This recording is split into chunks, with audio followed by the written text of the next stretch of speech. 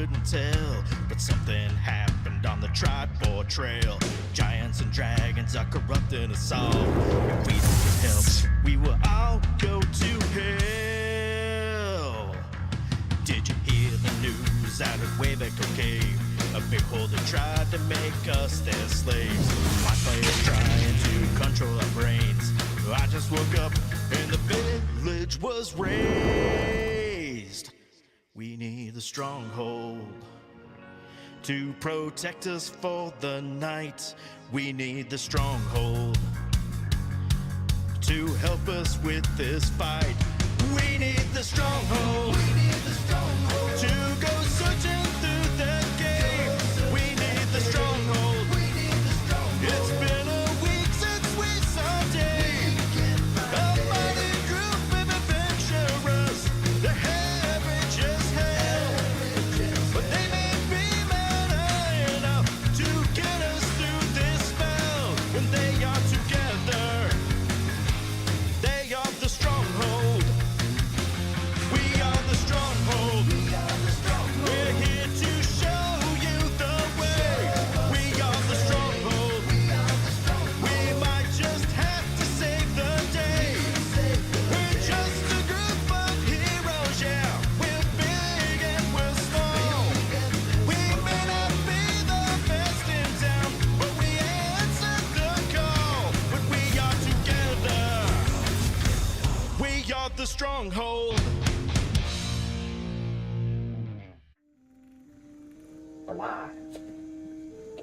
Welcome back. Welcome back to the Stronghold. We just got back from Gary Con, and I'm just slowly waking up. We get our whole family back together. We got DM Pete leading us along our Storm King's Thunder campaign. And most importantly, as we always kick off here, we've got the 988 charity running along with the channel. So if you guys find some charity in your heart, reach out to and drop some squanch into that cup so that the folks on the other side of those phone calls and texts that are helping folks with the that are having a blue day or whatever can get some more support there, for lack of better words. But let's see what else we got. I think I'll get those Wanderers Emporium gifts out this week from the giveaway that we did a couple weeks ago. Other than that, Skylar, am I missing anything? We don't have a lot of announcements. I don't think so. We had a great time at Gary Con. Met some good people, saw some good people, had a great time. I thank you to Topsy Turvy Brewing. Yeah, thank you to Topsy Turvy Brewing. They may not be watching this, but if you're in Lake Geneva, go check out Topsy Turvy. It's a really cool spot. It's an old church that they turned into a brewery. Cool spot, awesome people, good beers, and yeah, just big shout out to them. Shall we rage? I think so. Let's just get into it. All right. Okay, and as per normal, can we have everyone rolling a d20, please? I think I'm immune today because I did it last time. Okay, we're going low this time. Can I volunteer for it? Very good medium number. You actually want to volunteer for this one, do you, Fleet? I think so. I haven't done it in a while. You can take it. You can take it for the team if you want to. That's fine. I'm sure the others won't complain. I also want to say thank you to Loisatios for the party inspiration. This party definitely needs it for sure. No, you don't. Probably will. We always need it. And if Go ahead. Yeah, go on. Oh, last time we saw the wreckage of the Marvelo's magical menagerie, and looking back, Zora and I were remembering pretty much all the different characters for the menagerie. It's kind of like it was all about that pretty much for the last season, or last episode. Ilio the Elegant. There will be a quiz. There will be a quiz on all the names at some point. Iron Jaw twins. Couldn't overpower Zora. Unfortunately, one of the twins died, we found out. Ragnarok, the Magnificent, changes form into different animals and tames different animals, and a little bit seems a little bit too much of an animal lover, but it's all right. We had the fortune teller who told our fortune that our destinies would become intertwined, and that we would go to there's a whispers of a frozen north. Hookgrowl, the owlbear. So it was pretty much a happy owlbear, which is odd. And then we found and also the not here cat was missing. Anyway, all these different characters we had to go find, and we kind of had to go figure out which way we wanted to go. We ended up deciding to go to where the kind of all the footprints leading off to, like, humanoid footprints were leading to go and save our friends. So we went and took to the skies and kind of scouted the area, and we found that they're pretty much being held captive and being dragged against their will. So we went and freed them. It was about a nice little battle that we had with orcs and goblins and ogres, right, as well. They're pulling the animals and trying to attack our friend, not attack our friends, but basically after we defeated the ogres and the hill giants, the goblins were trying to attack our friends, and there was this really awful, horrible looking thing that was going after people. So Pleat went and attacked it and realized it was friendly. Still doesn't trust it to this day, but that's what happened. After we did that, we went off. After we saved them, the menagerie, we went off to find Trickbox, Not Here Cat, and finally did. We split up and found them. We reunited with the animals, and then talking to the folks there, we found out that we have to go over to the hill giant Stronghold, which I can't remember the name. It's Grudd Haug. Grudd Haug. Grudd Haug. It's hill giant. It's quite hard to pronounce. You're not. It's just one of those weird. All right, hill giant Stronghold. That's where we're going. You forgot about the fortune teller booth. Yeah, but the fortune teller died, so unfortunately. Oh, the fortune teller booth. That's right.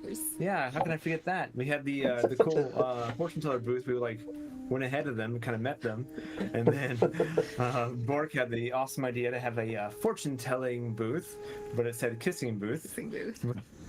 So they went over there and lured them in so we can get the drop on them. That's how we freed them. Sorry about that. That was the whole plan. Sorry. So you're currently back in Goldenfields with your menagerie, with the group of circus performers that are slowly pulling their lives back together. Obviously, you've had a conversation about what you were going to be doing next, and you wanted to go and scout out the hill giant Stronghold just to see what's, because at this point you don't know how much is there, what's there. However, in the night, Noynek he's come over with quite a strong sort of man cold. He's got quite a big head cold. He's kind of stuck. He kind of bit out of sorts, and he's every time you go and try to get him out of bed in the morning, no, stay there. He's got gnome vid. He's got gnome vid. Yep. So he is out of action. What could be at a really important part for a stealth character. But he's ill. He's not very well. These things happen. Life gets in the way. And obviously, Noynek just needs a day to recover, a couple of days to recover. And I'm sure he'll be back on fighting form. So for now, unfortunately, Noynek and the Revengers are leaderless. And they now have to sort of forge their own route in a rudderless situation without Noynek. Man, Just the Revengers. how do we go forward without our front man?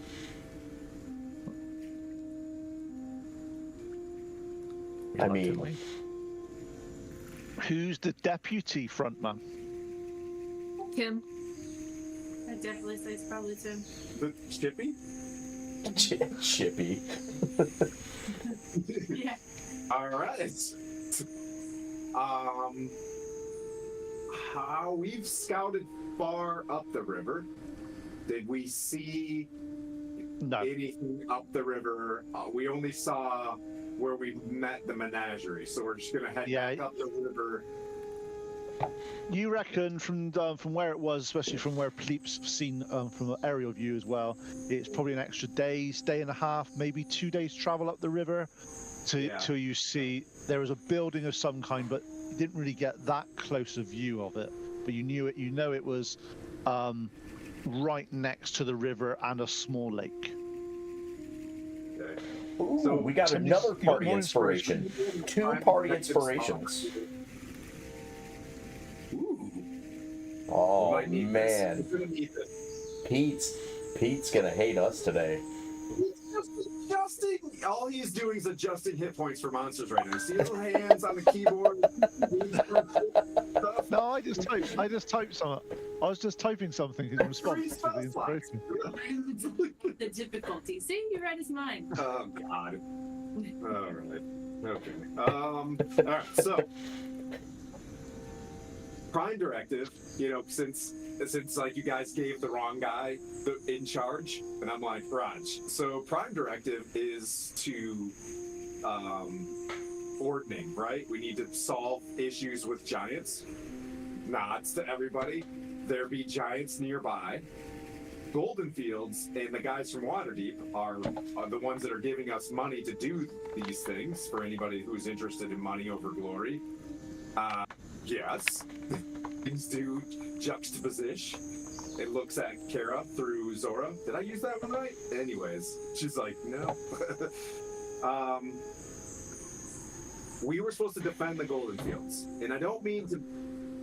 I want to stay a paladin on this one, right? So, how much is defending Goldenfields, right? Like, if we're pushing against the enemy, do we all agree that if we go and find this hill giant tribe, defeat them, at what point do we decide to Dragon off like, yo, I feel like we've defended the Goldenfields, or do we just stay pinned here?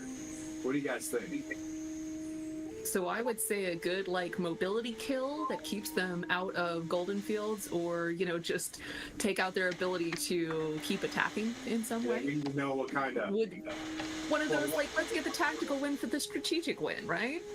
Yeah. We need to go hit their oil fields. Okay, got it. All right. Let's Operation Blow. CJTF Revengers, got it. Oh, okay. Remember, You gotta be CJTFing me, man. what you got to remember is we're doing this for escapism. So let's go kill some hill giants. How do we sneak up there without our actual sneakers? Because we don't have Team Sneaky. We only have Team Third ID. We have people that fly. I'm just saying, a Pleep and maybe a Eagle Zora Moriana could go take a looky loo. Okay, and then we just we squeaky treads behind them. We're like, well, send them up to scout. I'm sure those eagle eyes do something good from about 100 feet, right? And bring back info, and then once we have a better idea from what they see, maybe make some decisions from there. I recommend way higher than 100, but yeah. 122, 25. I mean, I'll have to oil up my joints so that I don't squeak. No, we're squeaking, bro. Like you and me are a Chenault. We're like a French Italian tank from World War II. You know what I mean? Like we're not crushing it. Yeah. Okay, so all metal wearing people will remain behind, and perhaps our three friends go. We could take I think Bork in my outfit. Since Noinek's not here, I can put Bork in there, and we can wrap Bork's arms up in a cloth so he doesn't make noise, doesn't clank as he moves. Let's just say we do that. So if I just go. Also, So if I go around the group then just to find out what's happening, because obviously there's lots of different ideas and stuff on this. So my understanding, let's see if this makes sense. Pleep's gonna. Are everyone staying in Goldenfields, and Pleep and maybe some of us going to have a view over and then come back, which will probably take you 2 to 3 days. we're gonna stay. about a kilometer behind him. Okay, so you're all going that way. That's good. So that's fine. So at the moment, Pleef is going to fly with a mummified orc. That's what I'm envisaging, him wrapped up in like bandages, just to make him look like a little mummy. I think it'd be quite cute. So his metal's not making any noise. It's my Halloween costume this year. Sounds like a plan. What about you, Moriana? What are you going to be doing, or what's your thoughts? I guess I'll just be going with the rest of the gang, like doing some gathering, finding us food and stuff on the way. Are you going scouting ahead? No, not if he has work with him. Then I can just stay with you guys. Okay. So, ground party is Moriana, Tim, and Zora. Would, just as a recommendation, would an Aarakocra flying around looking for something be more mysterious than an eagle? I think out of my opinion, I think that you would be less. To get in there a little bit further? Yeah. Okay. Yeah, I think so. Just Conspicuous, but not necessarily, just. Look. yeah, I could get like a smaller bird. Can you turn into one of those? Sure thing. Turn into like a kestrel or a morning some dove. bird of prey. What? Do a bluebird. 2992, Kestrel. Yeah. Yes. Got it. Like I can get a giant eagle with him until we get like somewhere where we're flying a little bit closer, and then we can turn into something small. Okay, so it's going to take you, as you got this way before, it took you 2 hours to, 2 days to get from where you had the fight back to Goldenfields.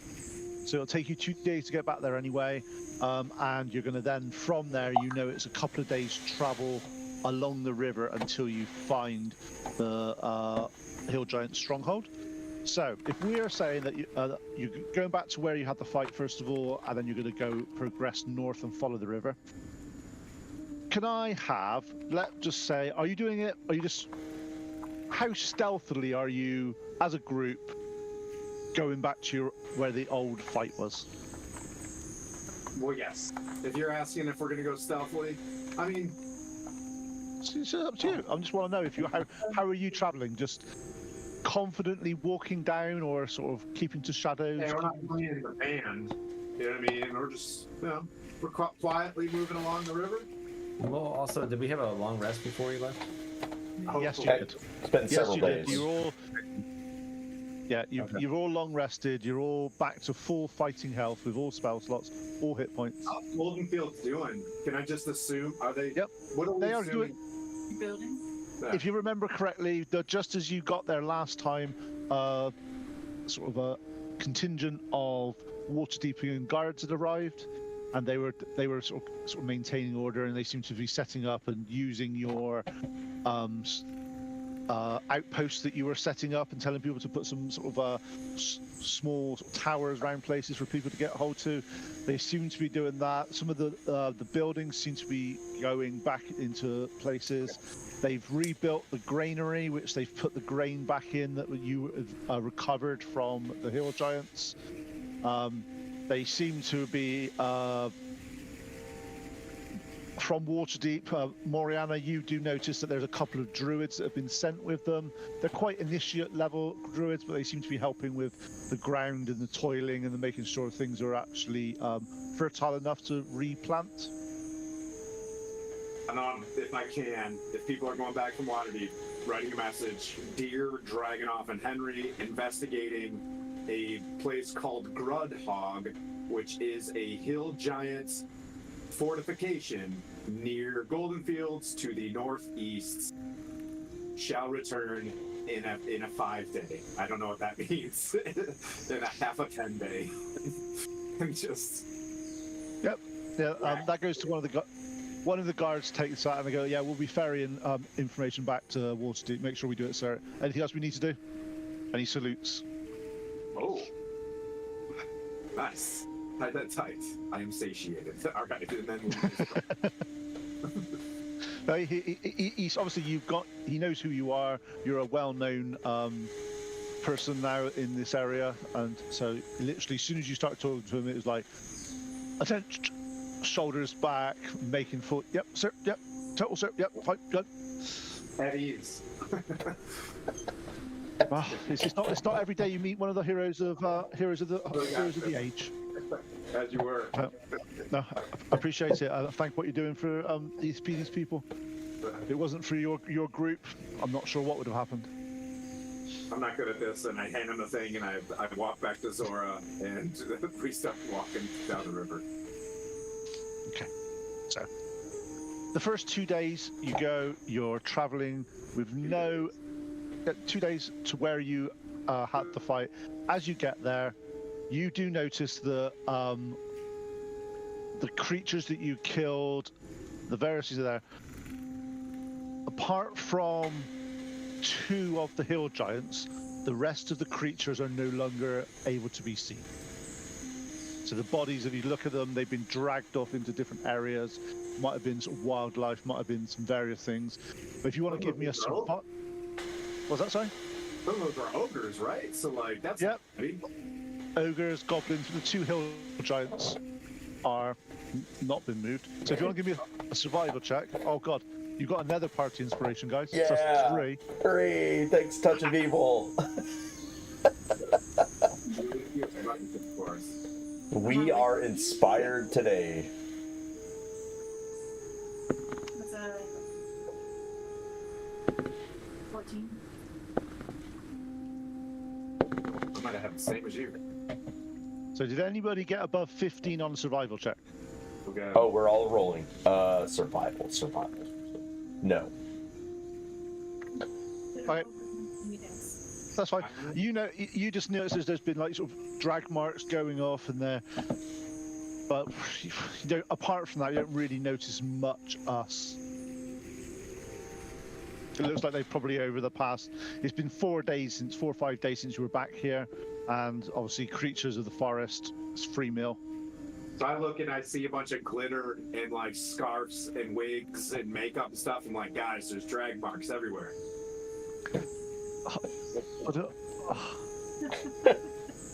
Can you slap him for us, Moriana, please? Apparently, you guys don't go to the same club I do. Whatever. Oh man. Can you lose inspiration for bad jokes? I think you can. Okay. So you are now back at the area that you were. You notice the area, the wonderful little pop-up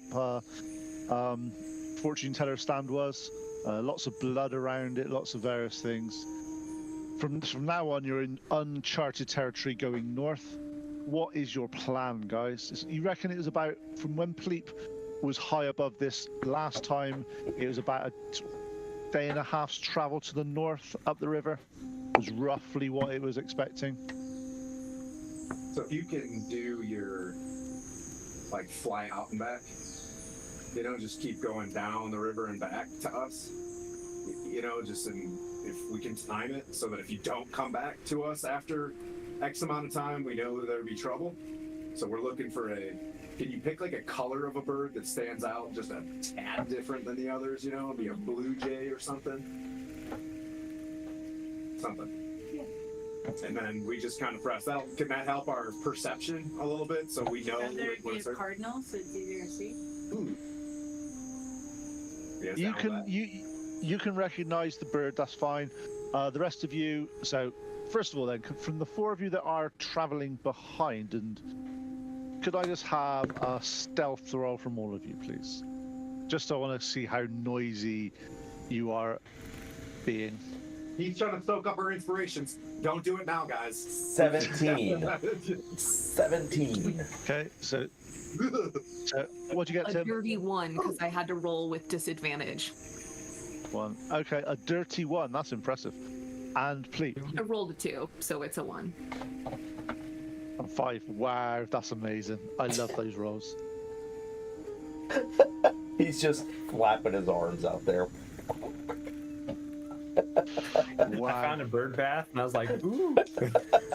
All I have to say is, just so you're aware, that average was one of the lowest group rolls you've ever had. I'm just going to leave it there. You know Luckily, we're what? way down the river. We are just, that's us. We are average. Yes. No, you're not average. No. It's interesting. Let's just say the average of those rolls was six. There's only one way So but up. But we're near the river, right? So the river should Exactly. be Yeah. next to us. you have We're not- no problems, and you're quite far away at this point in time. But over the next few hours, Moriana, as her bird form, flies a few hundred feet in front, looking around, comes back, does a little sort of spin round sort of Tim's head, just to sort of know that that's the sign that there's nothing to be found yet up there. So you're traveling up. As you start to get, after about a day's travel, you sort of bed down for the night somewhere off the trail. Still no overt signs of hill giants. You wake up in the morning, you start to travel again. After about half a day or so, you start to notice that the water is beginning to look dirty, as if it's flowing through something that isn't very pleasant at all.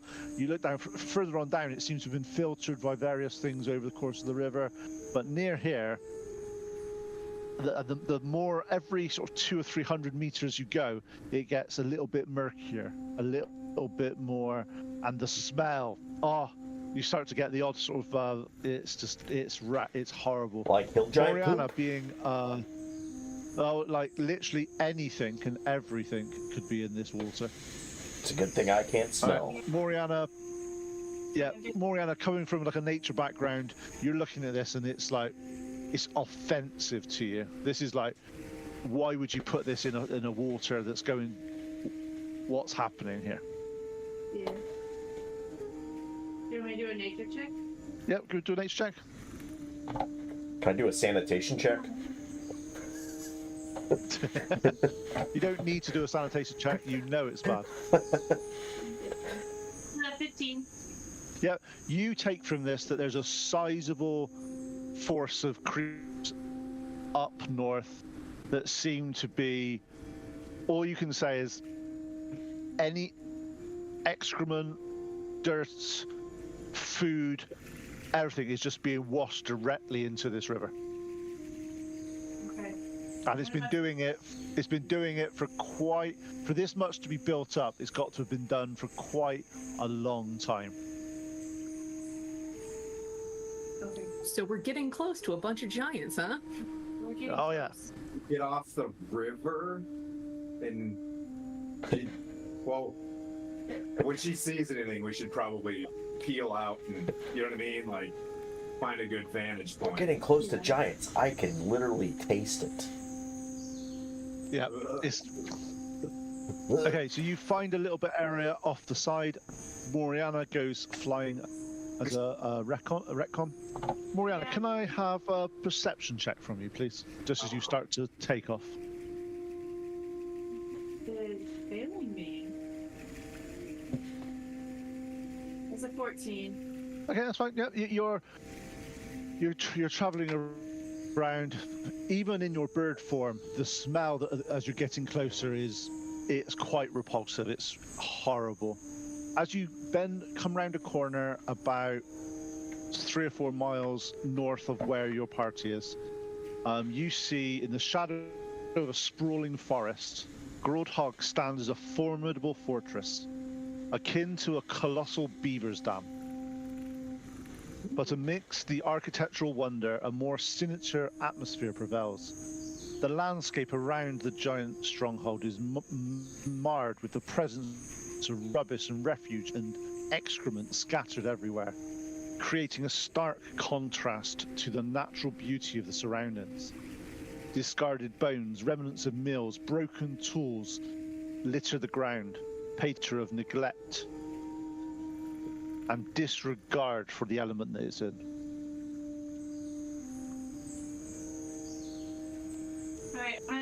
can tell. Do I see any suspicious activity? Are they all Yep. acting normal?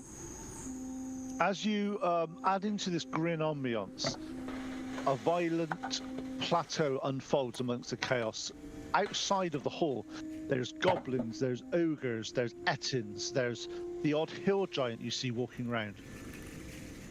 However, whilst you are viewing, you spot a goblin sort of posturing, putting his helmet on, walking up, and he's trying to boss this ogre around. However, unfortunately, one of the other hill giants spots this. You see the hill giant grab the head of this poor little goblin.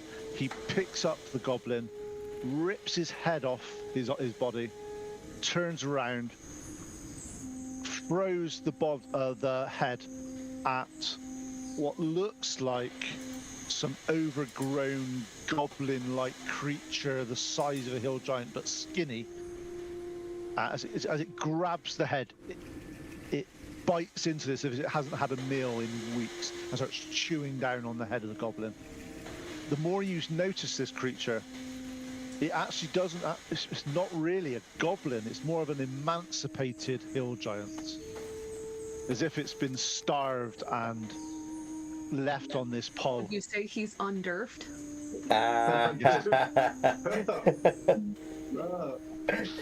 We should genuflect on this. Yep, this pitiful creature embodies despair and suffering, bound by heavy chains that clink with its every movement. The arrival of the severed head, caught by the chained giant, serves as a gruesome reminder that the brutal pecking order that governs life in this stronghold. Well, he needs to eat. I'm gonna turn around and head back to the party and let them know what I saw. How many giants we talking here? You reckon you saw 2 to 3 hill giants on the outsides of this area? You saw a good 6 or 7 ogres. You saw a double-headed ettin. It's the first time you've seen one of them, but you know what they are. They're quite famous. And you see probably 10, 15 goblins. Well, maybe one less now. There's one less lying around, but hey, it's a goblin. However, from where you were, you didn't go inside. Obviously, there's a big area. The big beaver-like dam structure, there's a big entranceway. And whilst you were there, the goblins were carting in lots of rotten food and stuff into that area, and then every few minutes they were coming out with a trolley that was empty. So they're obviously feeding something that's underneath the monstrous beaver dam. But from where you are, you can see where this dam has stopped all water coming from the lake behind it. And there's 2 or 3 small trickles coming out of the beaver dam itself that are covered in brown or red or hot. It's definitely not clear water. However, on the left-hand side of there is a small overflow that is coming off the stream that is majority clear. But as it hits the side where the feeds from the beaver dam, it just turns to that horrible sludge that is going down the rest of the river. Who said hill giants were clean, is all I have to say. Right. Noted. Well, Where's Treebeard when you need him? he died in the high forest last week. Somebody threw rocks at him. Yeah. Well. So I'm assuming there's more inside. We just keep casing the place for a while? Yeah, so we need a whole army for this one. Can we maybe just put the pin back in this grenade, report back to oh my gosh, Uther Pendragon, what's his name? Dragonite. Uther Pendragon. Uther Pendragon. Tim's boss, dude. I'm totally blanking. Anyway, just report back. Hey man, we got him back up on their feet, but you're gonna need an entire army. Here's exactly where to find them, but we can't do this alone. Yeah, Ettins, hill giants, goblins. The only possible thing that we can do is just drag them out. Going in there, I'm not. I don't think that's why for the collective here. But they probably are gonna go out in groups to hunt or something, and we could maybe attack them in smaller groups. Sorry, DM. I think that we did our job here. I don't mean to be. I'm with Zora for once on this one. Just like I'm like, I think the better part of Valor here. What do you think, Pleep? Yeah, so it's good to know when to fight, but also even more important to know when not to fight. And this is the time where we shouldn't engage, like directly, at least. Is the paladin not engaged? Wow. So yeah, we should definitely report back, but Need friends. yeah, like we'd run out of steam real fast trying to fight them. I mean, We'd run out of hit points real fast. yes, maybe we could figure out why they're here. Can I do an insight check and just kind of feel what's the biggest impact that we can have here? Is it right? We're just talking party, looking at Bork as well. Like, is the impact awareness of this place? Because they probably didn't know it existed, and now having awareness of this is that the biggest impact? Or us coming up here and eating shit? And that's what I mean. And I got a feeling we need to get out of here. I think that's a lot what he just described. Yeah, I agree. And once they're aware of our presence, like, we lose any type of advantage. So, yeah, I think we should definitely at least inform. If anything happens, I look at Moriana. If anything happens, if we see anything, you take this river, you turn into the fastest thing that you can turn into, and you run down the river. A Bork motorboat? I'd love to see that. Can you turn into a speedboat, Bork? Sorry, say that again. Can you turn into a speedboat? Can I turn into a speedboat? That's a good question. I could create one. Where were you? As long as you, we just pulled him out. Yeah. as long as you say It's like- "go gadget Bork" when you do so, it can happen. Okay, guys. Do we want to spy on them? Can we? What do you want to? Okay, so if we go back and report this, someone's gonna be like, "So how many?" And we say, "Well, at least this much." Or do you want more details? What do you think, Pleep, Bork, Moriana, Zora? Maybe Moriana can go and investigate further inside as something small. I don't know. Just assuming. It's a risk, though. I mean- don't think that's a risk we should take. We could stick around and just watch it. Like, we know what's inside, but we don't know what's going on. We don't know what they're doing. Yeah, I would say we could just observe from a safe distance. From a distance. Okay. And maybe give it like a day's worth of observation, and then Yeah. after one day or so, probably know about. For the night, we got a little pattern of life. We do a little sketch. We do a little terrain sketchy, and then we're out of there. So you, Is there a hilltop nearby, Pete? yeah, you as a bird, you can quite easily. There's lots of forest around it, so you can actually quite easily land on one of the trees that are looking over this complex. It wouldn't be that hard to do. And looking at where they were, they really weren't that worried about the forest. It's a very strange situation. Describing how bad and how horrible what they've done in their area is. Nature being nature, though, it's kind of as if it's sort of, as soon as it gets to the tree line, nature is there and it's growing and it's still healthy. But it seems to be this repulsive.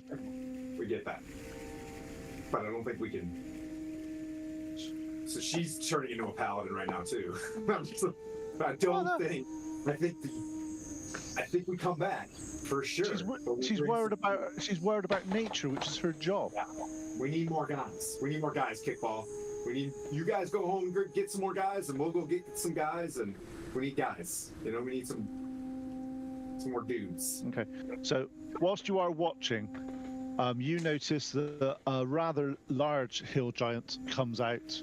That whereas a lot of hill giants are just overly rotund and massive and fat, this one seems to be quite trimmed. He catches your eye. You watch him as they walk to the end of the hall, and in front of this, what can only be described as a 20-foot tall totem pole. This giant, with unexpected finesse, starts getting a chisel out and hammer, and with surprising dexterity, each strike resonating through the air as shaping the wood in a dance of creation and destruction. The totem pole itself stands as a testament to the giant's skill and the spiritual depth of the giants. Not all hill giants are mindless brutes, it seems. Towering over the landscape, the images etched into the woods depict various aspects of giant lore: ferocious beasts, epic battles, and revered ancestors. Whereas you know about the Ordning, and you know where these... For some reason, whereas normally hill giants are quite low on the totem pole, this one has added it. Hill giants are the first creature at the top of this totem pole. They obviously have aims of grandeur and to ensure their writing, but it's a bit of a strange one. Surrounding the giants, the ground is littered with wood shavings and discarded chunks of timber, evidence of the laborious process of this creation. Looking at it, you think he must have been working on this totem pole for weeks, if not months. It's a very skillful and crafted item. Despite the physical exertion evident in the giant's sweat-glistened brow, there's a look of serene concentration on his face. The act of carving is not just a task, but a form of worship, a way to honor the gods and ancestors, to connect with the earth and the spirits that dwell within it. In slight contrast to the way that this has been, the other hill giants look after themselves, even so much as the giant sweeps away the chips and moves them to the side as he's working, as if he has some degree of control over his more base natures. The scene of the giants at work, set against the backdrop of the Great Hall, gives you a feeling that not all hill giants are barbaric creatures. Maybe some of them are more. And that thought, I'll let you decide if that's a good or a bad thing. Maybe reasonable. I don't. Yeah. Yeah. Well- Oh. I don't know. We go talk to him? Is that what we're thinking? I mean, full circus with us now. I think their intentions were pretty rotten invading Goldenfields. We saw them enslaving people, eating them, ripping their arms off. You know what I mean? Like, sure, there are some good, and I'm not here for, wiping out the hill giants in general, but whoever's leading them. Give me, Moriana, give me an insight check. Give me an insight check whilst you're watching this. Well, that's a good one. Let's see, that is a dirty 20. Yep. During this, there are the odd interactions between this giant and goblins and stuff, and he still is brutal and harsh with them as the other hill giants. He's just not he's just a bit more in control of his base nature. He's not like a good guy. He's just a little bit more cleverer than the average hill giant. High wisdom hill giant. He's got Maybe could one cast more spells. intelligence. Maybe you can cast spells. Okay. That's like, cool. All right, we're out of here. You hear them going. Sorry, whilst you are watching, though, you do recognise there's several groups of hill giants that you see. you reckon there's about, at any one time, that's been moving around in the 4 or 5 hours that you've been watching, you recognize that there's probably 5 or 6 hill giants in this area, including the rune carver. Okay. But that's obviously, there may be some in the actual hall itself that have not left, but that's what you see during your time there. Okay. Do I see any other birds in the area? Like Strangely, actually, now that you mention this, you start to look around. It's one of the reasons why you didn't do a very good perception roll earlier when you came up. However, there are hardly any birds flying around this area, as if they're trying to avoid the smell and even where historically you'd have a lot of carrion birds, a lot of birds that would feast on these sort of things. It's as if they've been scared off by something. And do they have any animals, farm creatures, or anything like that? Yeah, there's a pigsty, and there is a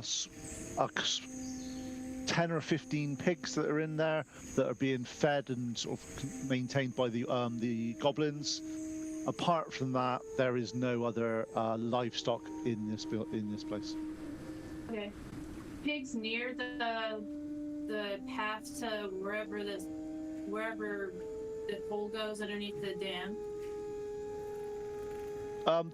Basically, the back of the beaver dam is where the dam is, and then you've got the whole hall, and then you've got a bit of flat area around the front, which is where they have the livestock and the carver of the totem pole.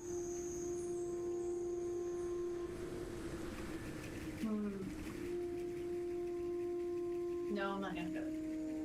Yeah, we get scariest possible environment. I think, do we get scariest possible environment imaginable? That's your choice. I'm not going to tell you that. I'm talking to Yeah. I can't go down there as a bird Are you or a cat. assuming there's more inside? I'm assuming yes. Yeah. All right. I get this. Let's pack it up. What do you think? We definitely coming back, right? We're definitely coming back. Right? Coming back. Yeah. Shouldn't engage this on our own. Without Yeah. A little bit more push-ups. We do some more push-ups. We get stronger. Let's send this information. You mean you need to do a training montage? Yeah. We'll send this message. Yeah, recruit. Or maybe some army or. And if the Goldenfield says, "Suck it up, Buttercup, get in there and handle it," then we do that, right? But right now, if we die here, then someone else is gonna have to figure this out. So we need to go tell someone before we get sent in here to go die. Can we tell our friends and then they can come meet up? Oh, the other party? Yeah. Oh, there we go. A sunball. We can also write a message. Let's, on the way out, say, hey, we found a big hell giant, beaver dam. Yes, I can do that.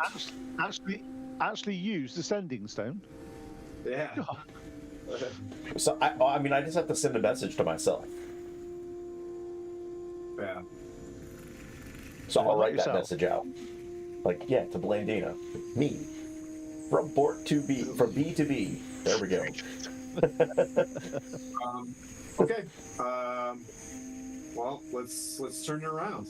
You guys ready to turn it around? So we're going back to Goldenfields to try to get them to come with us. I think so. I mean, do we see any way to nip at this thing? I don't know. I mean, we could set large traps around it. Have we waited till night? Have we done we wait till night? Up to you. You wanna see if we can go in there at nighttime, see if we can see a little more?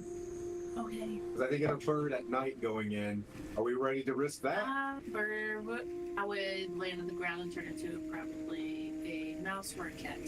Goblins on the ground, cats, you're gonna get eaten. Cat? Yep. You're gonna get eaten if you touch the ground. Look at that man. Look at him look at Yeah, you. it's a bunch of things. Look at that man right there. Don't touch the That man eats cats. Go to I'll be a porcupine. Just go to the top of the lodge, turn into something, go inside, take a quick look, come back Nobody out. wants to touch a porcupine. These are monsters. These are monsters. would just go Tim, ignore everybody else because obviously, Moriana is there in bird on a tree at the moment. What do you want to do? Ignore the rest of them because they can't talk to you at the moment. Don't let him make you do something silly. Ignore the DM. I'm not going down there in the middle of the day. Yeah. If it was nighttime. Okay, you're staying up there long enough. It does get to night time. What do you want to do? Okay. Are there people still moving about outside? There's less movement now. You do notice the odd goblin walking around with a torch because for some reason they like torches, even though they can see in the dark. Weirdness. And most people, it seems to be a lot less active now. There's a lot less.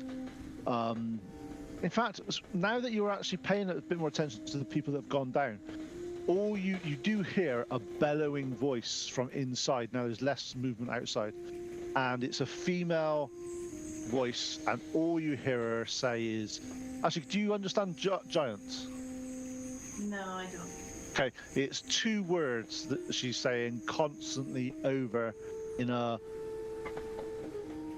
low, growling sort of thing. You don't recognize the words though, so.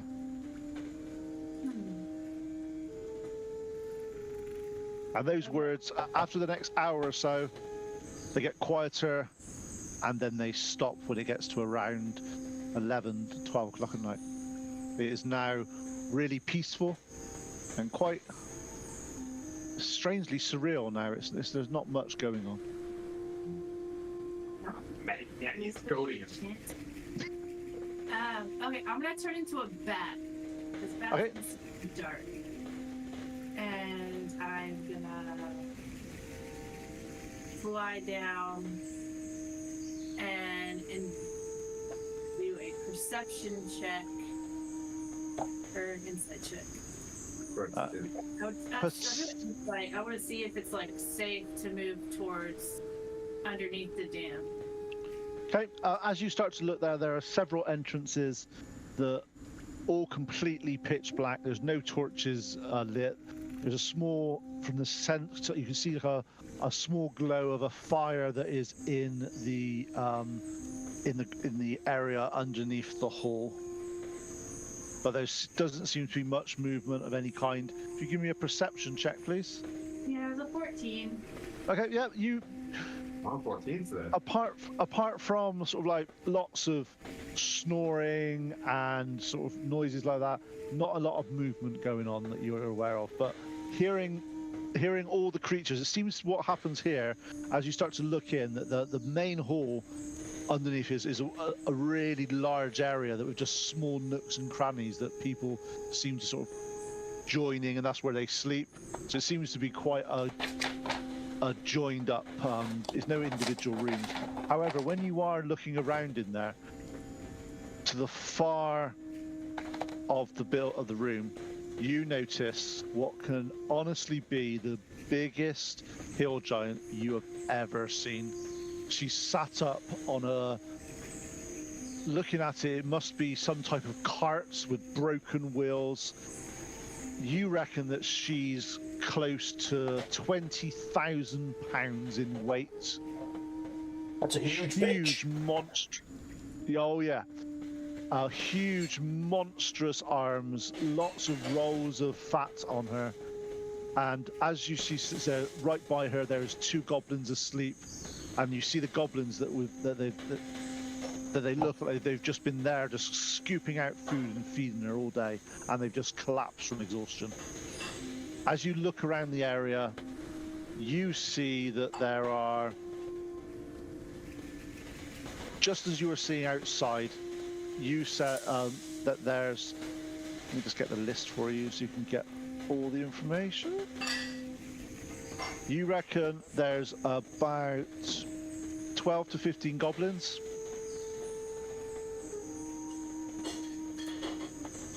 There's only one Etin. There's you reckon like 6 or 7 ogres, and you're looking at about 4 normal hill giants, and then you've got the large looking closer, she's got a small crown on her head, so she's obviously the chief ogre. What is that? Does she sleep in the lodge? Chief Hill Giant. Yep, she sleeps. In fact, looking at it, Moriana, while you're there, that hasn't moved in a long time. You're not even sure if it's capable of moving. That Hill Giant. Move around. A 20,000 pound ogre. Chief ogre. Ogre? No, sorry, Hill Giant. Sorry, Hill Giant. Sorry. Yeah, so basically, it's you know from the stuff that the information that you've read and stuff, Hill Giants generally have this thing that the bigger you are, the more important you are. So this one looks like she's overfed herself to be the biggest, the strongest, the best. Unfortunately, it's slightly backfired on her. The fact is that she looks like she's unable to move. So we found the CG, as they say in the biz. Are we back talking right now with the? No, you're not. Oh. Moriana's looking at the moment. Are on the ground with a stick and like tomorrow morning. Okay. Still in the building. All right. So, is there anything else you want to do whilst you're in here, Moriana? Are there any papers that she's been reading or writing? No. Actually, give me a perception check just to see if there might be something that you find. That word. That's a 12. In fact, looking around this place, you don't really see anything like that in this whole place. It's as if they may not. That's not their cup of tea. That's not something they do. The only thing you see that has anything on it is near where the rune, the big ogre, the big hill giant, the more athletic one, was on his staff. There's runes, and you recognize them as giant runes carved into them. Well, what I want to do is set this entire place on fire. I am going to quietly get myself out of there, with hopefully not tripping or running into anything. Okay, could I have a stealth check from you, please? Oh god. Oh god. I also thought, oh, please don't F up. Oh god. Oh god. It's a 10. Okay, so before I say anything, it's your choice. We saw you smiling. Too late. You have 3 lots of party inspiration, but it's your choice if you use it or not. I'm gonna use. Do we get an inspiration also for our readback today? You've got 3. It's fine. All right, I used my inspiration. It's 1 gone. A night. That's. You have a sense that you may have made to do this better, and you did manage to do it better. You managed to, as a bat, managed to flutter out across the area. Nothing seems to notice you, and you start to fly back towards the group. After about an hour or so, because bats are actually reasonably fast flyers, to be honest, you manage to get back to the group, and you notice that they are. Who's going to be asked? You just roll a dice. There's 4 of you. Let me think. Just going to lie. Tim, you're on guard duty when Moriana comes back. There you go. So? Moriana's currently a bat. She tells me what she saw. Turn back into Moriana. Oh, damn it. I thought I was going to be doing a vampire. I've been first once already. I thought that would have been an epic conversation between a vampire bat. Anything worth waking anybody else up? Not unless you want to burn this place down right now. Oh, that bad? Oh yeah, we got the 2 lawful goodies talking right now. Like, ooh, let's see what's up to me. Everyone is sleeping currently. There's a really large, like, the biggest giant I've ever seen. Okay. She's wearing a crown, and then there's 4 other hill giants.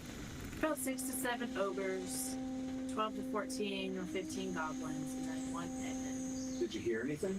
Were they talking at all? They were sleeping. the female was saying, I'm gonna repeat back the 2 words that I thought. Okay, yeah. Could you give me a charisma check for that one, please?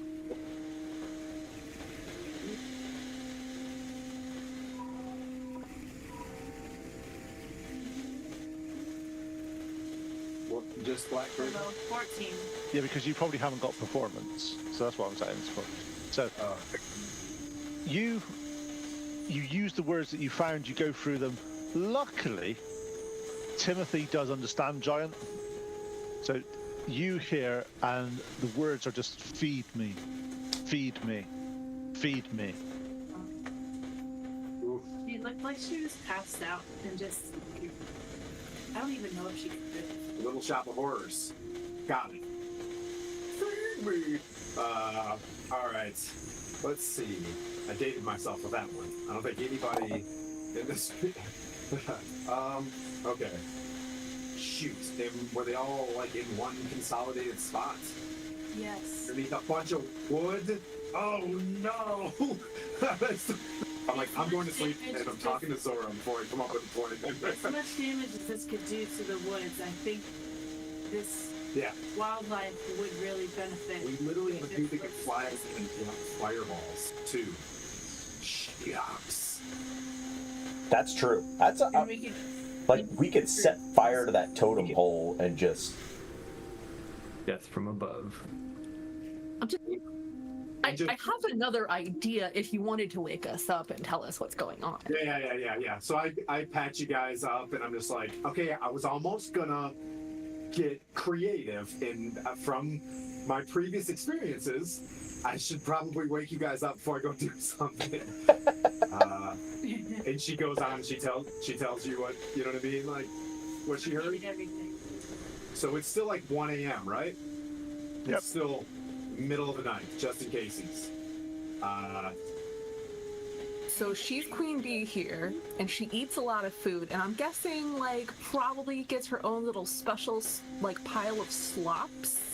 And I don't know, like I'm not advocating for biological warfare, but like what if we just poisoned all the food she ate? Or light her But she's beaver so dam on large, fire. I think it would take a lot of poison. Well, I mean, yeah, 20,000 pounds a person probably, but I Maybe want to like set the place on fire. Like, what if you just, from like 600 feet, just started launching fireballs at this lodge and... What is the impacts of this dam? If we burn this dam down, is it going to flood any other Obviously, they're areas? messing up the nature in itself. Like On the note, just to sort of give you a bit of a reference, a standard hill giant is about 1,500 pounds in weight. So for this creature to be 20,000 pounds in weight, That's a huge bitch. it's that much of a difference in terms of. Well, she's not moving very fast. Stop saying.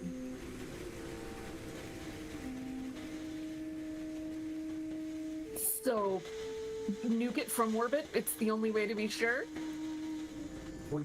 I look at Pleep like, you got fireballs, right? I mean, do we think like 4 of them. do we What do you think got? like you're gonna be able to get the whole thing on fire and it will burn it all down? What do you got that has Like, how fire? big is it? Bork, what do you got? I've got grease. It, right? Oh. If I learned nothing else from Baldur's Gate, grease is helpful when there's fire. Yeah, you just start squirting, you start spraying grease everywhere, then he starts fireballs tonight. We can create some issues. Put some grease around the outside. We got more I can sustainable kills. summon a fae. What is that Faye gonna do? Need someone? Hey, Have a party. a fuming bed. And then we just kind of fly back. See what kind of damage it did, you know? If she's stuck there, who's moving her? Literally no one. We Or just burn nobody. it down around her and done deal. That's what I'm saying, man. She's dead. Maybe not. That burns pretty well. So I say you guys do a little night bombing tonight. Strap old Bork in there, and you guys be back in it. Yeah, Get that's as high actually a as you really can. good idea. Strap me into the Bjorn, Oh God, you guys can B-17, Masters of the Air, baby. and then swoop down, and I can just cast grease along the dam, and just do that a few times, and then you come in from nuke it from above with the fireballs. Yep. You go Yeah, yourself 4 out. fireballs to use for this situation for today. And then Do we it. just go away. And Tim and I sit in the background with marshmallows because there's not much else we can do. You don't want that smoke. We Marshmallow tastes should like- move within 300 I would feet say of this that the thing. noxious fumes, Yeah. probably some methane in there that's going to assist in all of this. I say we move Okay. close enough. She turns Elise into a horse or something. I find Steve. We move close enough to this thing where if they do this, we just start moving away, right? And then far enough where we can rest. And then if anybody keeps coming at us, we schwack them and see what kind of damage we did. And then we leave. We should do something. Because Let's go. Pleep fireball is Approved. what, 150 feet? That torch and a tinderbox. Does anybody have grease or He does. anything? That... This So- should be a police. so- 150 feet. Grease is 60 feet, so we could just do a strafing run, do a couple of probably do a couple strafing runs with grease, and then just from afar, just blast I it. cast last on you guys before we go. I mean, I can. Like I'll come out like you guys are kamikaze pilot stuff, and I'll go out there with the lean and start praying on you guys and stuff. I also can. Look at Pete getting ready. He's like, yes, here we go. Let's do it. Let's go. I'm gonna mold earth and trap them in. Push the dirt up against the dirts and rocks up against the door there that I came out of. So you're gonna have to go. You're gonna have to drop out of shape. Cast that close to it. As far the distance, how far away can you cast that? Because mold earth is a 30 feet range. Yes. Oh, I can't do it right now then. You can cast entangle or rough terrain on the outside of the I door. can't turn into another animal until I get a long rest. Or until tomorrow. Okay. I can't turn into anything else. I've already turned into 2 different things. Should we do this tomorrow night? How many times can you turn into an animal? Twice a day. Do you want to do this tomorrow night? That way she can come out of bird shape, cast the worst kind of terrain possible on the outside of this thing, pop back out and leave. She's the only one that will be like at risk. Sure. Because she would be, but we'd be doing some stupid mega damage on this place, and that's what we're here for, right, guys? I mean, if we know, yeah, all right. So You had me at light everything on fire, Tim. So the tanks move a little bit closer then. Like as in to get out of We town. can sleep tonight and then probably gather some really. Yeah, we prep. We prep tomorrow. We really mission plan all day. All right. Okay, so mission plan. What is your? So I can just get this down so I can make sure I get some degree of madness that's going to happen from this. 'Cause obviously there's a Correct me good- if I'm wrong. All right. Okay, so you are, from my understanding, is Bork and Pleep are going to do some flybys at night. So wait till midnight first. Yep. Pleep and Bork are doing some flybys to set grease everywhere possible. How many times do you reckon you are? How many flybys do you need to do for that? You're going to be doing. You tell me. How big's the area on grease? It is a 10-foot section, I think, a 10-foot square. Okay. this building is a reasonable size. Just let me get the measurements for you. If you want it to cast it so you can ensure that I really just like 4 10-foot squares along the outside, and then four well-placed fireballs to on those spots. I think would be good enough to catch everything on fire. Yeah, because if you look at the picture I sent you, the rest. there's basically it's the beaver dam. Water's coming through the beaver dam. The hut's on top of the beaver dam. So if you're catching the beaver dam on fire, the rest of it should go up. Yeah, exactly. Yeah. Okay. So if you're doing. But once we light this on fire and it falls apart, we might be on the wrong side of that dam when it releases. Okay, nice inputs. This is why we mission plan today. You and I walk up to the Let's get up to like the military crest of the closest hill and hang out there. You guys could build a raft. Yeah. Also, I can find Steve. We can book if we need to. We meet downriver. Just so you know, regardless, keep traveling downriver when you guys are done with mission. Look for a shiny knight. Okay. So when you have that discussion and you're thinking about it, from Pleep's and Moriana's description, it is a quite extensive lake behind this beaver dam. So you are right. A real humanitarian issue here. Like, is there a Geneva Convention of Faerun? Also throw one fireball at the dam itself. Just saying, for nature. Right? You're gonna wash out a whole bunch of nature there, buddy. Well, we're gonna wash out some giants too. So we're gonna light them on fire, then we're gonna drown. And then, wash some fertilizer downriver. Nature, I bet that helps Goldenfields. Yes, it does. That can do a lot. It can do a lot. These hill giants are doing nothing for nature here. I'm saying. But if we had people, we could take them out without killing. Well, we're gonna come back and kill who's left, right? This is a first strike. Really jack them up for a few weeks, then we come back. This is Okay.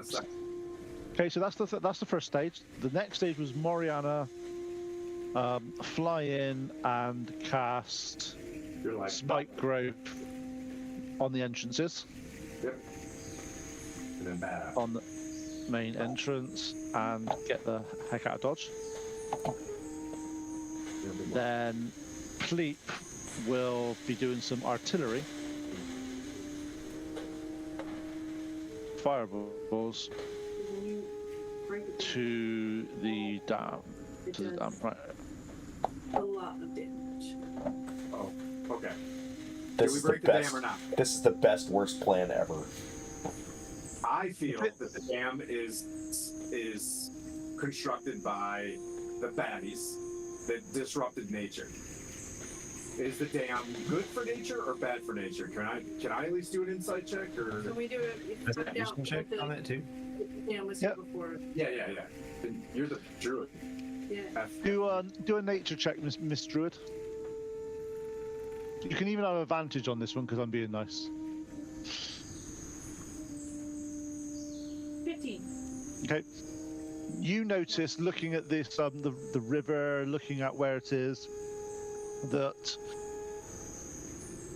it looks like this dam's been here probably 8 to 12 months now. Looking at where the river's coming down here, you can see that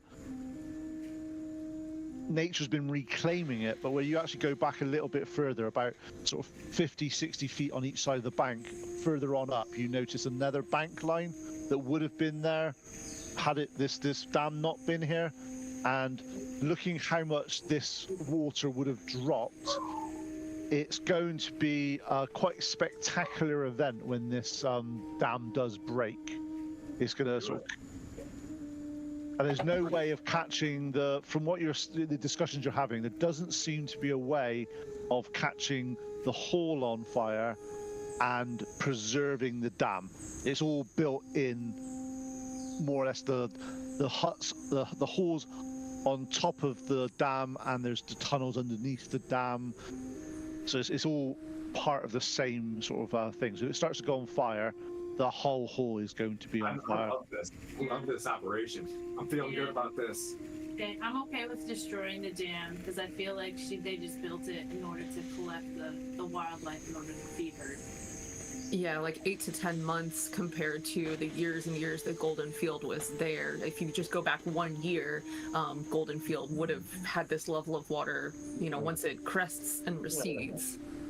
And you know for the fact is that Goldenfields is a good 30, 35, 40 miles away from here. So it's quite a long way down. So Oh it's yeah, not... it's gonna disperse. It's not. Yeah. We'll do it. Let's do it.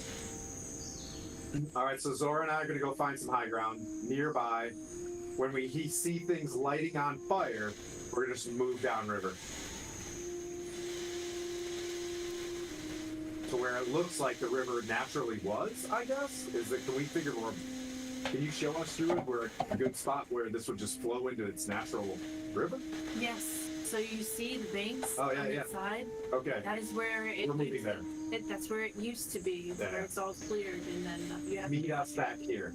The druid does say because it's been built up there is a chance that it probably no, it's not a chance. It will most definitely burst the banks for a period of time and then start to settle down because the amount of water that's coming down will burst the banks all the way down this river until it settles a bit. So This is gonna be great. This is gonna be great. I'll do shields of. Should I do bless or shields of faith on Fleet? how long do they last? Ooh, guys, 10 minutes for shields of faith, I believe.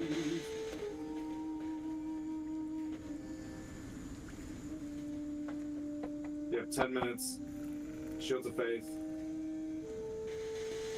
And blast is 1 minute. So yeah, nope. Shields of faith. How far are you guys out from this place? Can we be 5 minutes of flying? Oh, that's far, right? Yeah, usually 5 minutes of flying. Shields of faith on Fleet right before he goes is my thing, and then I'll just wait there. Okay, so for complete, prepare for their aerial assault. Moriana, what are you wild shaping into to get into the? I'll be a raven. Okay, cool. Okay, you look at each other with sort of a stern sort of determination. Bork climbs aboard SS Pleep and launches into the sky with some nice little blue castings of spirit. Oh, sorry, of Shield of Faith. In times like this, you think, God, those Shield of Faith would be good if they didn't make any sound. We would like them. They'd be good, but everyone likes the blue things flying around them. So you start to fly off. As you start to come down, you start to see where the this first time Pleep you've been this close. You're immune to this. You're fine. Pleep. Oh, the smell. It's like you can taste it. It's vile, absolutely vile.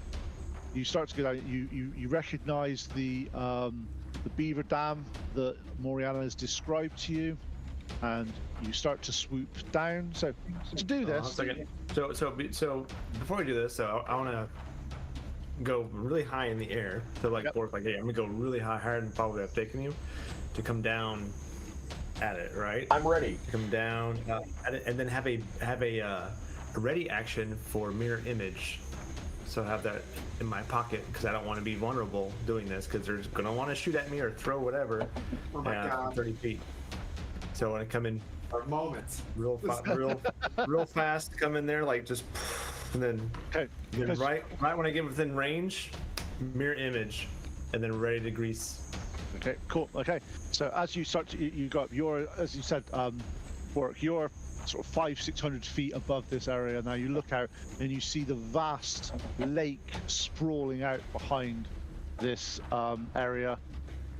You notice that from this distance, even in the dark, it's like a blot on the landscape. Everywhere else is, you can see greenery, you can see trees. This is just devastation.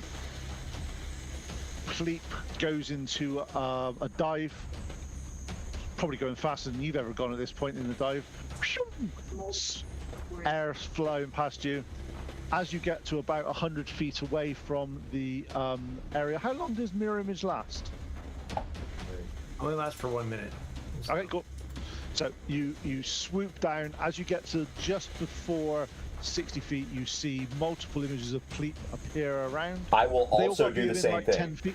I will also do the same thing. So 4 orcs show up as well. And the mirror images, they're all within like 5 feet of you, aren't they? Oh my god, you guys are like a formation? Yeah. Ah. Little arrows, two little arrows. Okay. Is it possible for Moriana to get in there on the ground, obscured, and do mold earth on the door before you blast this place? You can certainly try. Oh god. Oh god. Oh no. This is what I love about plans. You know what? You know what? Sleep and I would have like gotten to the place, got eyes on, and then like would have discussed our attack plan before moving in.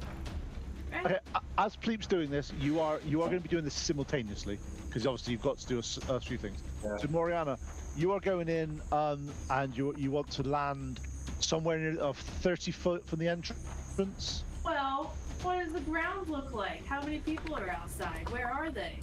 There's currently, like it was the night before, they seem quite blasé. They feel that they're quite. No one would attack a giant stronghold. There's the odd goblin walking around, just doing his business, but there's nothing. Okay, so I am flying down to an area that is cleared and obscured from whoever's walking around. Okay. So But could I have a? range? Oh of the- man. Yes. So first of all, can I have a stealth check from you, please?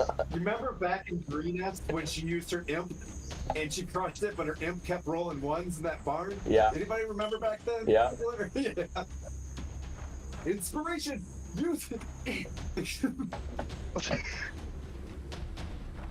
It's extended. Use the inspiration. Use the inspiration! Get rid of that fucking die! I don't know. You gave it to me. It's supposed to be lucky. It's the damn Canadian Nice die tail. from Ryan. Alright. Is it 13 better? Plus what? 1. No, it's 13. How much? 13. Okay. So as you land, and you sort of you start to turn, you do actually kind of a perception check from you as well, please, while you're doing that. Yes, there's lots of rolls going on for some reason, guys. Okay, leave me alone. Gary Con died. Muted, by the way. No, Laura was. Hey, that is a 24. As you land and you start to convert into your human form, little sort of hairs on the back of your neck go up as you start to learn, and a goblin is walking towards you, sort of looking around with his sort of torch around. As you are behind this small little wall, the torch comes above by your head. You see in front of you about 10 feet a patch of brightness. As it gets closer and closer and closer to you. He's looking around, and then he starts to walk off just as the light doesn't get to your feet.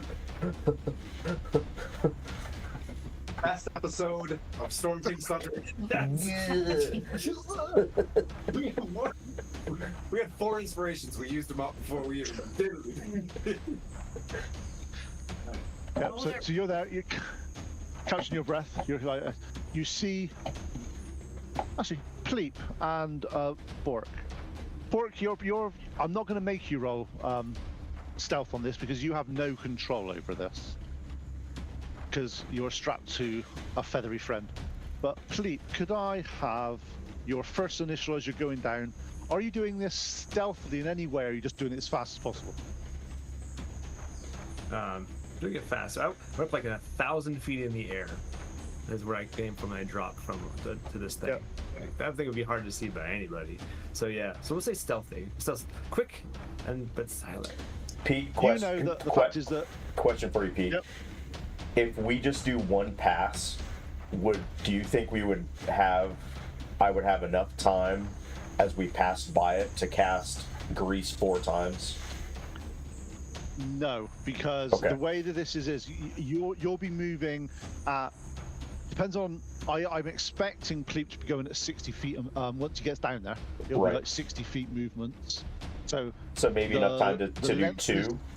Yeah, you'll be able to do 2 one way. If you want to do another 2, you'd have to do another pass back. Sure, perfect. Yep. And then as you come up, and then what I'm envisaging on this is you come down with, this is with obviously no one spotting anything. This is just your movements as well. You come down, you fly over, grease, you come back, do a little turn around, you come back, grease, fly up 150 feet, and then boom, as much as you can. Okay. Yeah. Perfect. Yep. Yeah, I just wanted to make sure. That's what I'm envisaging. Perfect. Yeah, and please correct me if I'm mistaken on the way that I think this is going to go, because I'd rather know before I start describing it. And then I just wanted to make sure, like, if it was a long enough dam that I could get 4 greases down in 1 pass, then that. But if it's 2 passes, that's all I need to know. Go pow pow. Okay, that's fine. Pow pow. Got it. So, Moriana, could I have a perception roll from you, please? And could I have a stealth roll from you, Pleep? Don't clip that. You guys back? So 23. 19. Nice. Okay, you see Pleep descending at great speed towards this dam. You think about your level of ability and to perceive this, no one else would have spotted this. The distance. You see him go right to the bottom and pull up right at the end, and you see Bork's hands moving. Bork, can I have? What's the components of grease? It's a bit of pork rind or butter. Yeah, but it's verbal, semantic, and material. Yes. Correct. Yes. Okay. So, I take it you're going to be doing this in a rather hushed-ish voice to try to sort of cast spells without being heard. Obviously, you're not doing silent spell, but you're going to be doing it in a. You're not going to be shouting the command. No, correct. I'm just gonna, as he passes by, I'm just gonna go, grease, grease, grease, grease. Good idea. Could I have a stealth check from you? For God, I want to make this T-shirt. A Pleep with the ball turn board. Grease, grease, grease. 8. 8. Oh, okay. That was the Canadian die. I'm sorry, Canadians. Yeah, Ryan gave us some. I'm gonna have to die. put the Canadian die in jail.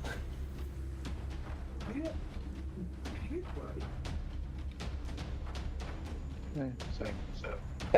And Moriana, you are behind the wall at the moment, about to cast Mold Earth. Again, Mold Earth. Is that a verbal component as well?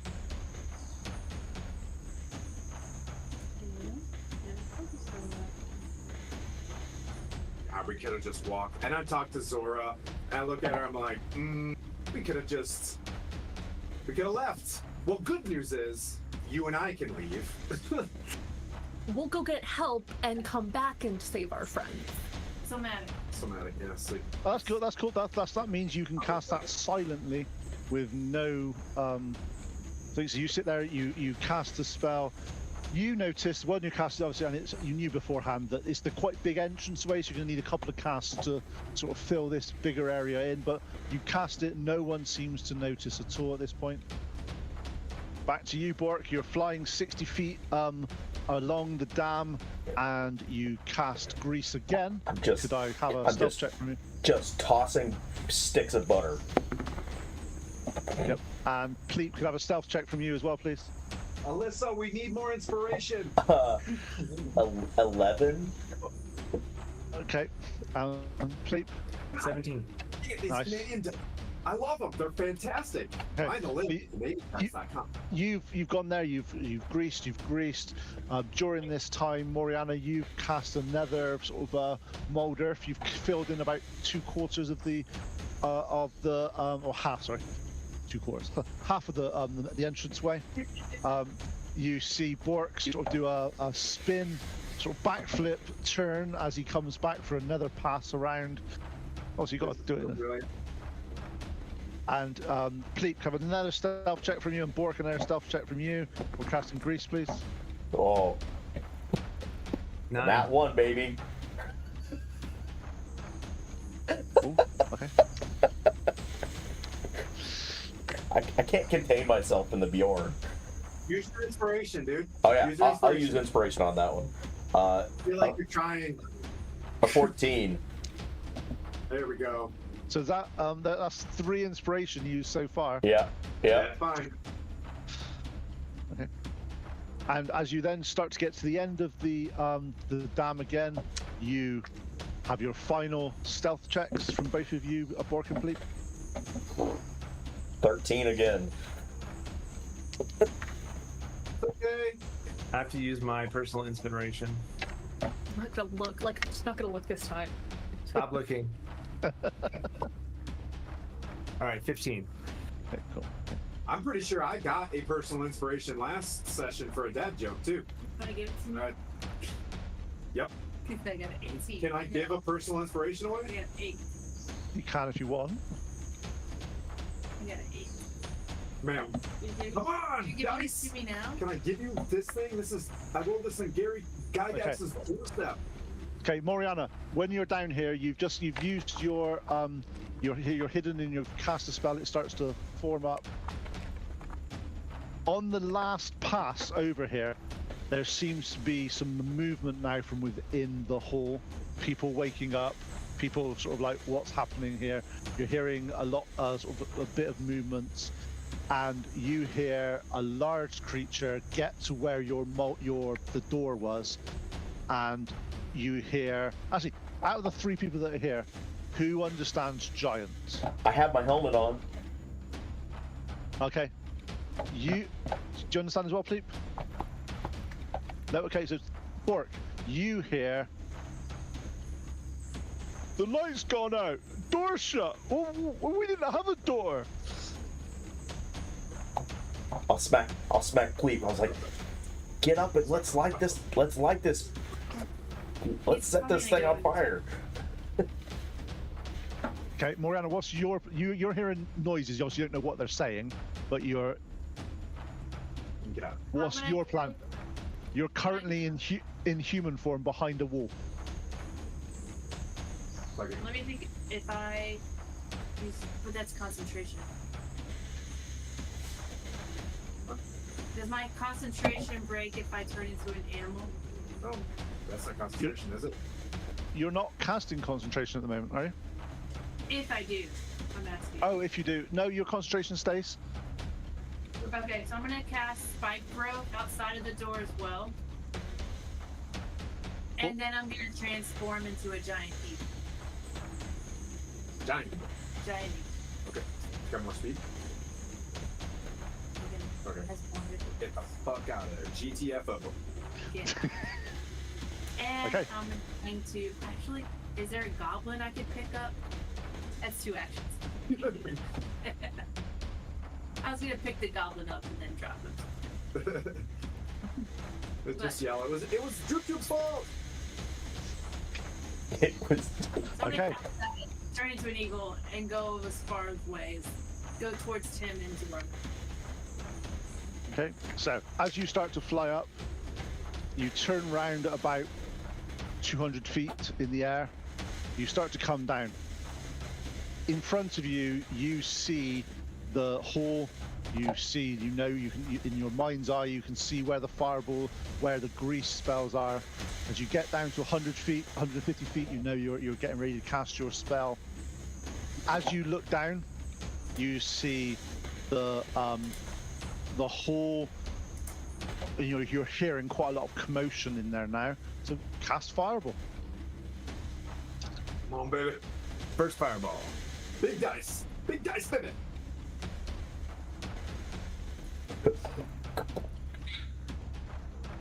Oh my god. Oh my god. Oh my god. Oh, my the god. splash Oh my damage. god.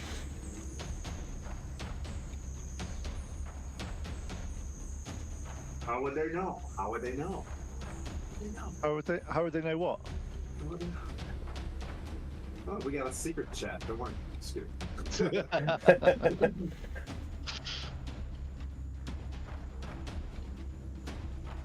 First one does 22 damage.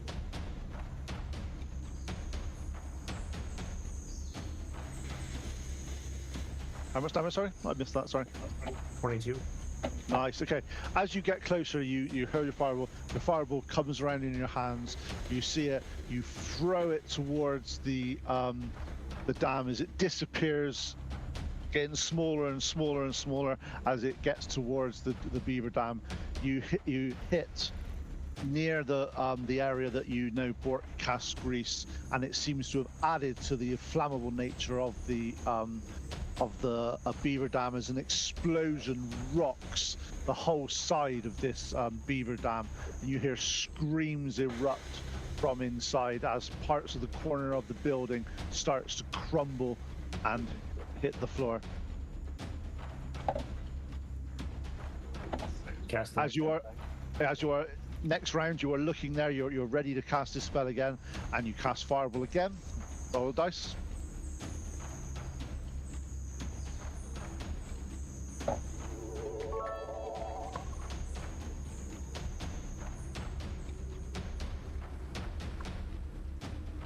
Thanks for the cheer, Alyssa. 26. 26 that one. Nice. So you see the fireball hit to the other side where the rest of the grease was, and as you start to turn around and you start to see the explosions going off, a brownish purplish light grabs your attention, which is around the totem pole that was outside of the hall. As you start to you sort of adjust your eyes a little bit away from the explosions, you notice the big hill giant with a staff with runes going up there. He hits the floor and the runes starts to glow all the way up the staff as if they're like sort of pulsating up the staff. As he points the staff towards you, rocks and earth from the ground start to fly up and swirl around in a 20-foot tornado. A 40-foot wide cylinder shoots up out of the ground from underneath you and battles all the way around 150 feet into the air, luckily. As it goes up and starts hitting you, could I have some dexterity saving throws from you and Bork? 22. Yeah. Yours is relatively important, but the next one's really important.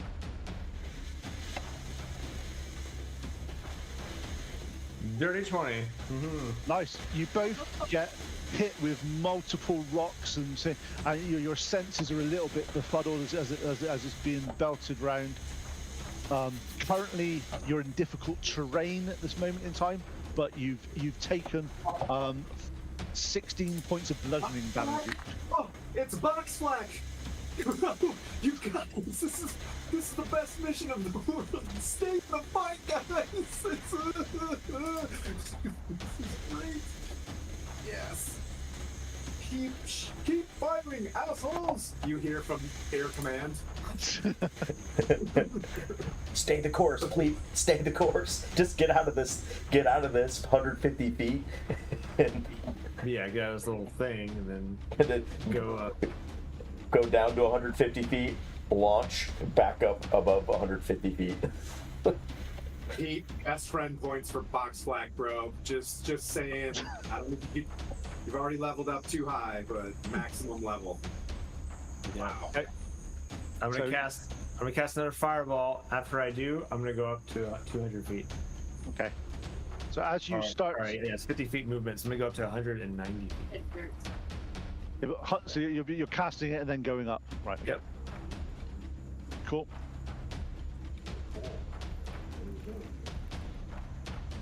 As you are there now, you go down. You cast a spell, and some damage, please.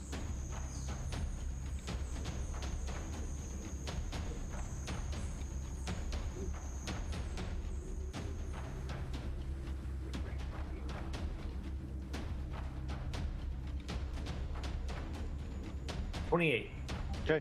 As with this explosion now, you see part of it explodes and part of the beaver dam bursts through, and you see water gushing through, and you see, looking through it, you see the odd goblin and all that being dragged down the hill towards with the gushing of the water.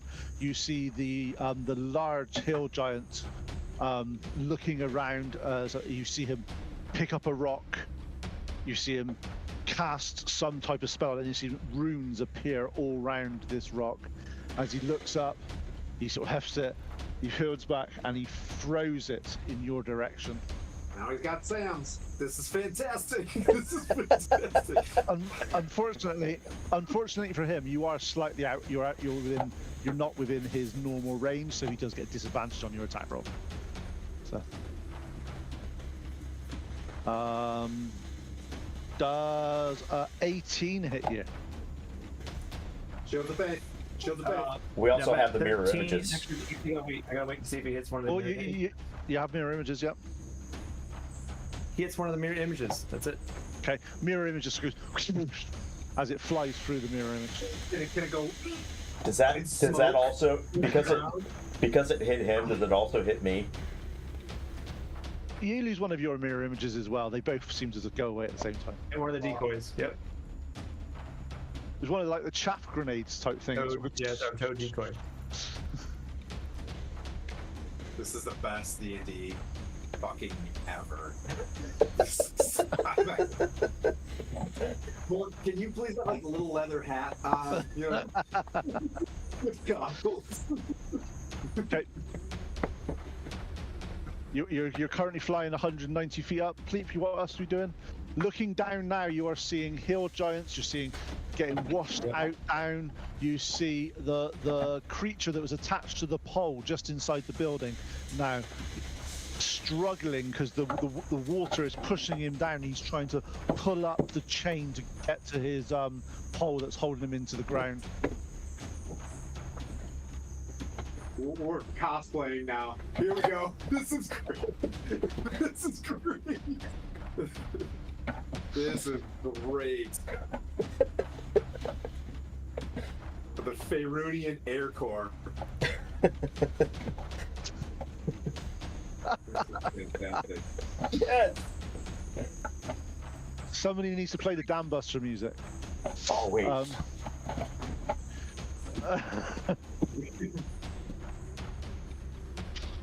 You definitely need to have the Dam Buster music for breaking a dam. Do we see the Zora and I in the distance start seeing searchlights in the distance? Just air raid sounds. Yeah, this is fantastic.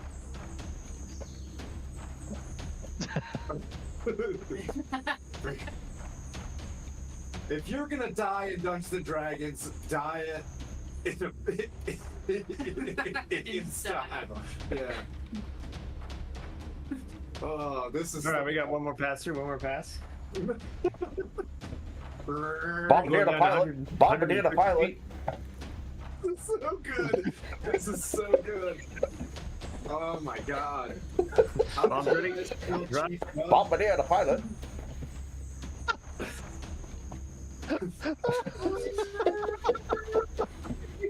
Oh god.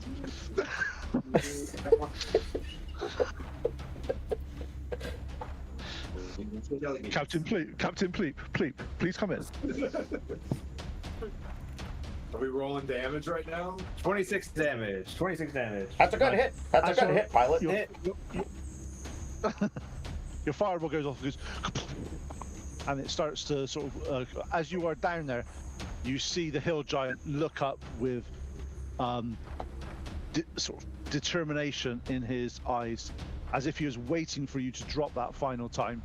And you see him there with the staff again, the runes fly up, and the tornado of rocks shoot up again to hit you. Can I have a dexterity check from both of you, please? 15. 13. Oh. This could be fun. Right. Bork, as you rolled first, the stones are spinning around. One catches you on the side of the head, and you just lose consciousness. Oh, Do I see this? wait, one shot, lose consciousness? You go prone, so you actually fall prone when you're flying. Go read it. See what happens. It's quite funny. Oh, because I fought well. I'll just make sure. I'm in a Bjorn, so, but yeah, oof. Just let me just check something a minute, because I'm not sure if it does. I love that part about D&D where you throw this giant boulder at like two dudes and it only hits like one dude. Like one D&D needs to fix that. Okay, so you feel that you've lost the ability to sort of to move and stuff, but you're still conscious. But if you were on the ground, you would be prone. Right. However, Pleep, you get hit, and you start to feel that you start to fall a little bit, but your wings manage to recover. It's as if, stupidly, prone effect doesn't affect flying creatures. Ignore that little thing. Weird. That's why we planned this. That's why we planned. That was part of our plan. However, you both do take 28 points of damage. Oh. Ooh. Ooh, ah.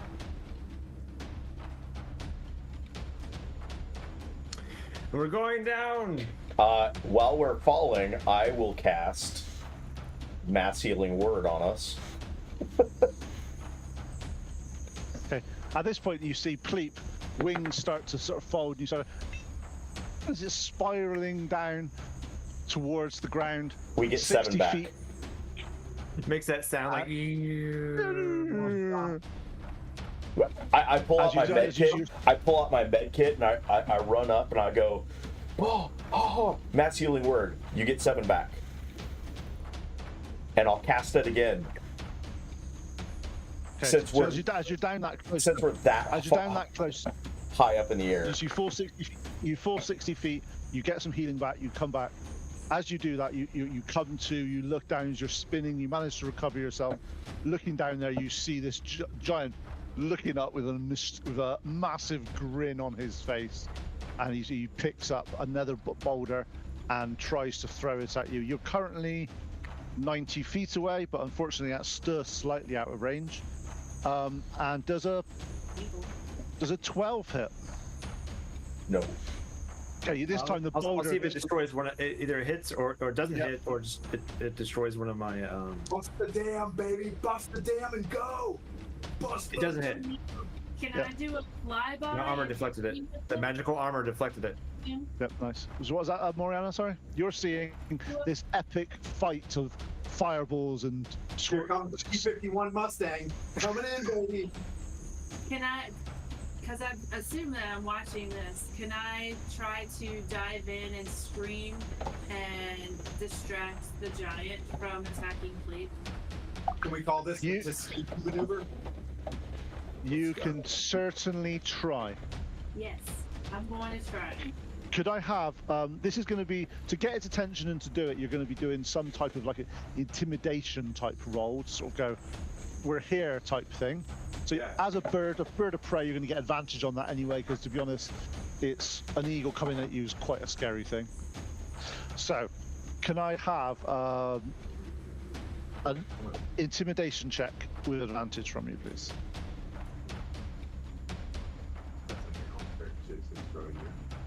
It'll come back to that. Sorry to mansplain your iPhone. My bad. So intimidation would be charisma. No, it's already set. Oh. No, it's, you still maintain your stuff. What'd you do? Shit. Not good. Any left? You did. It was a one. One, nice. And here we start playing Dungeons Okay. and Dragons. At this point, you see you fly towards it, screeching, and your wings menacingly. He looks at you, doesn't even give you a second thought as he looks back at your falling friends and sort of starts to. I haven't learned how to be an intimidating eagle yet. Yeah. Okay, you're currently 90 feet above them at the moment. You've got your senses back now. You're a little bit disoriented. What's your plans, guys? We've already launched the 4, right? Yep. Yeah, you've got- We're out. Mission accomplished. Exfil. Miller time. Miller time. Let's get out of here. Do we hit the dam though? The dam proper? Yeah, the dam is gushing water everywhere. There's bodies. What? Dude, let's get the high ground. Why is everything I have to say be bad? Please, I'm how sorry. many hit points? What's your max hit HP? My match is 32. Okay. 15. I'm gonna tell Pleat just get out of here. Just exit. Yep. Get out of here and cure wounds at a 3rd level, and you get back 8, 10, 13. So, As I I can't hear the engines. I wonder if any of them are going to return. Okay, as you are flying away, the hill giant throws a final rock in your direction. Ooh, does a 24 hit? it hits one of my This is things. my party would be like, no, you have to say the number if you know it's going to hit. It takes out one of my things. Yep, one of your My mirror images. Yep, I have one one of more your left. images goes phew, as you start to you get out of its range. You hear a scream of anguish come from this giant as you are flying out of its range. As I'm flying away, I want to have the finger out and be like, I'm doing this as hard as I can. Like, Oh, for Chappie. May his soul rest in peace. Mariana, you are we'll go back around because you were stood around the giant at this point trying to annoy it. What's your plan? As you saw Pleep falling, you saw Pleep sort of come to, and they basically just got the hell out of Dodge as fast as they could. I am gonna fly towards Zora and Tim and make sure that they are okay. Once I see that they're okay, I want to fly in the direction of the water. We make as like a warning to the animals in the area. Okay. So as you fly in the direction of Tim and Zora, you look around, you see that the water is starting to build up, it's getting close to them, but they see that they look around. Tim and Zora, could I have a perception check from you guys, please? You've just been sat there. You need to roll some dice. This area is getting wet. 17. It's doing okay. I must have left my helmet on. I'm not, Okay, Zora, you notice when Moriana is flying towards you that about 200 feet behind her, where the creature, the lean giant, was pulling out his stake, he manages to pull it out at the time that Zora, the Moriana, is in front of you, flying towards you. You see him look around, see the eagle, look down, and he sees both of you as he starts to sort of come in your direction. And we're going to leave it there to get a break, so you guys can get a break. Guess I'm gonna have to pick one of you up. yeah, but they got fucking swim to us. This is the best way to go, Pete. I don't want to stop playing. Let's keep playing. That was awesome. That was great. Have a break, and we'll meet back at 10 past the hour. How's that? Works for me. All right. Yes. Works. nice. We'll be right back.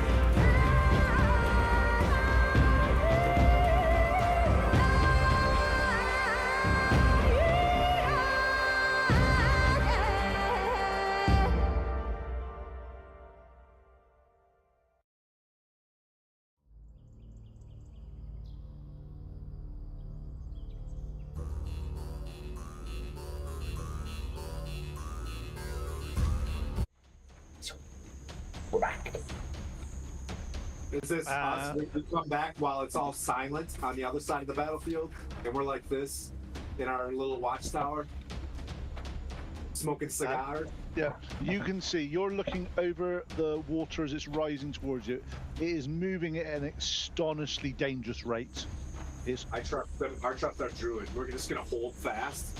And the druid is flying towards you. You see her silhouette of the hawk with the flames behind it. It's all rather impressive cinematography.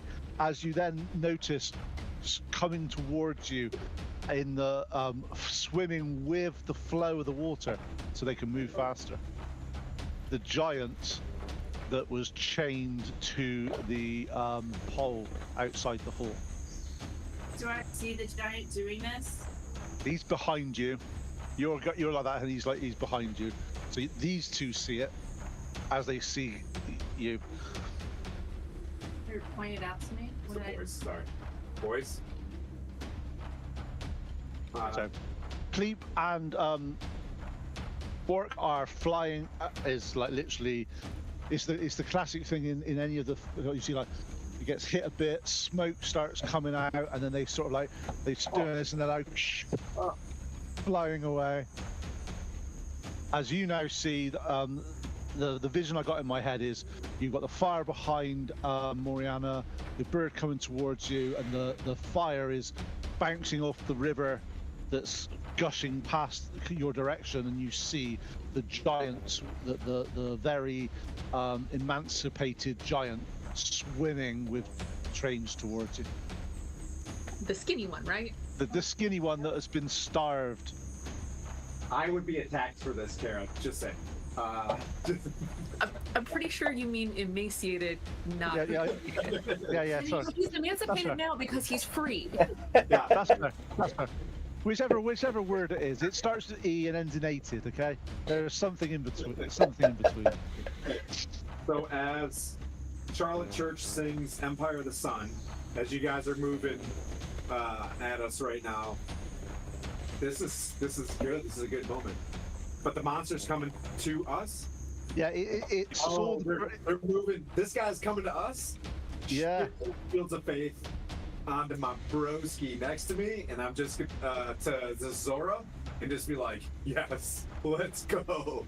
Okay, Pleep, you notice your shining blue protection thing that's been flying around you just vanishes. He would know that. Yeah. Just say it. Yeah, okay. All right. Well, Pleep, live. Pleep, live. Okay.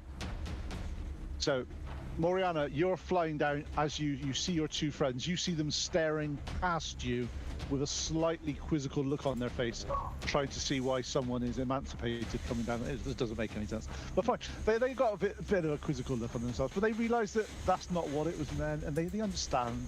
They understand. If I see them looking at something, I'm gonna turn back and look at it. As you turn around, you see about 50 feet behind you, swimming with the current towards your friends, the big giant that looked half starved that ate the goblin head. Okay, I'm gonna swoop down and see down to Tim and Zora and ask them if they want to lift or if they want to stay and fight.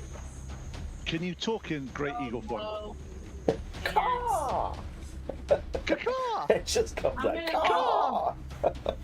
Because Zora's ridden on my eagle back before, I'm gonna like land in front of her and like use my head to be like, get on.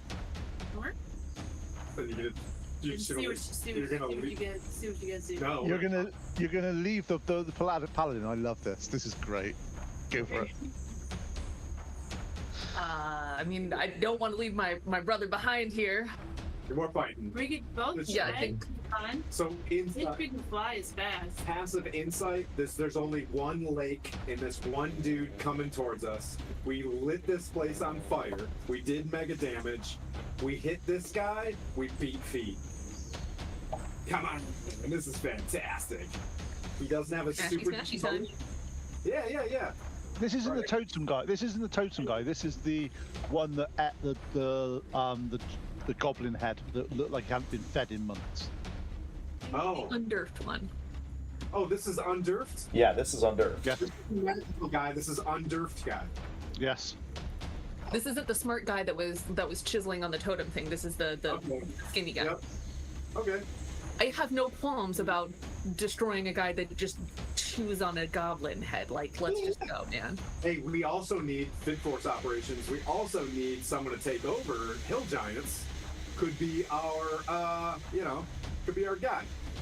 That we, Okay. get on the mules, we get on the horses, we cross the border, we drop them So- off, bang, bang, boom. Democracy. As the eagle lands in front of you, it tilts his head as if ushering you to get on board. You look past him. You look past Moriana. At that point, you see a hand of a hill giant grab onto the bank and pull themselves up, and start basically just sort of stretch out. And you see his face in hunger as he looks at you, eyes popping out, and he starts to run towards you three. Can I have? Bro's probably never seen that much protein standing in front of him in one go. You've got a lot of protein on you. You're a meal, Yeah. or you could be a snack if you want. It's your choice. Did you just call my wife a meal? You can be a snack. You can be a snack if you want. You can be a snack if you want. That's fine. I would like to speak to mine, if I can. What's that? Okay, so smashy smashy. Initiative, Oh, we please. did that? Well, initiative, please. Okay. Oh, I had two. One. Nice. God dang. Dice suck. Oh. Dice gods be non-chill with us.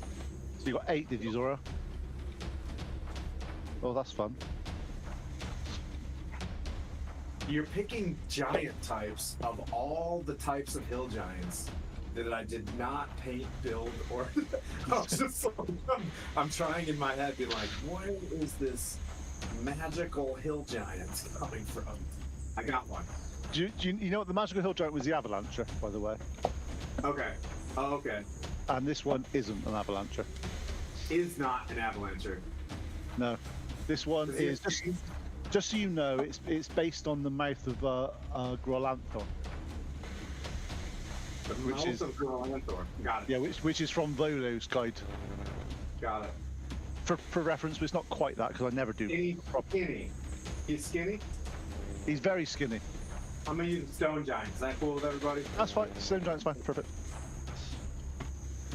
Okay, you see him pull himself out of this of the lake, of the streaming river, shakes himself off, and with a speed that begets its size, you see it lumber towards you three.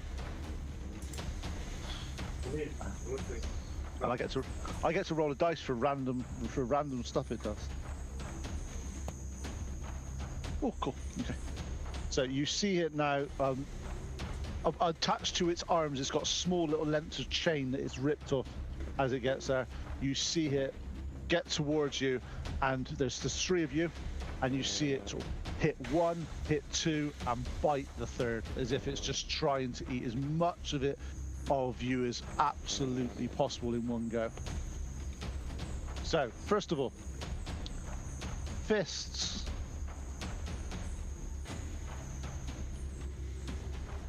Tim, What? it's a nat 20, Tim. Ah, damn it. Okay. I You're think lucky. I did.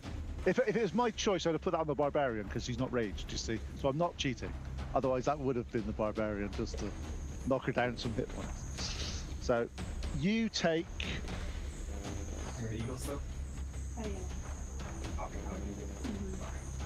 You take 24 points of damage. Oops, I didn't say that. I'm sorry, Lord. Okay, Zora, you take. Sorry. Just first of all, does 24 hit? Why did you ask that question, man? Does 18? Okay, 18 damage for you. It's not a huge amount difference to the critical, unfortunately. And I'm not sure what your AC is in your eagle form, but does a 17 hit. Yes, it does. You're 16 natural armor. Right? Okay. Yep. So he bites you. He bites you for 15 hit points. And as you see him bite, you see wounds on his body start to heal up.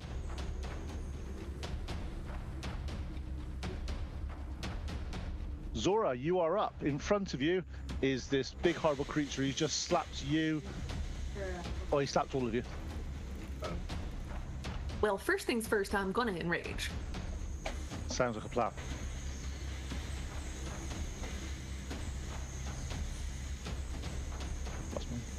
Okay, now I'm gonna smack him with my hammer, my mace. Oh, he's using the other camera anyways. 18. Cameraman. Yep, cool. 18, you definitely hit.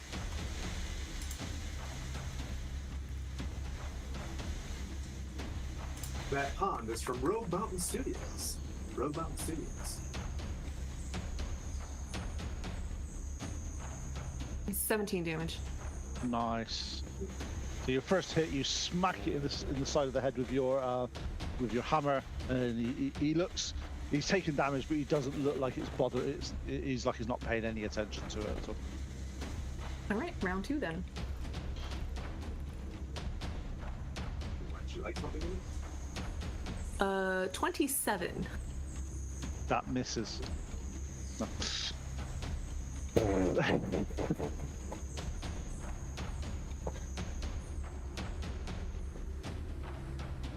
16.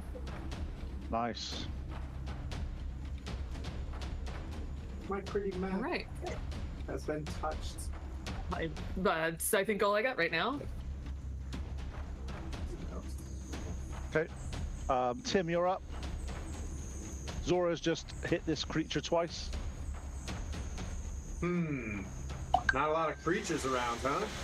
Oh, man. I got a sacred weapon I'm gonna go sacred weapon. I'm gonna take this round of sacred weapons. She's Shield of Faith as my... And...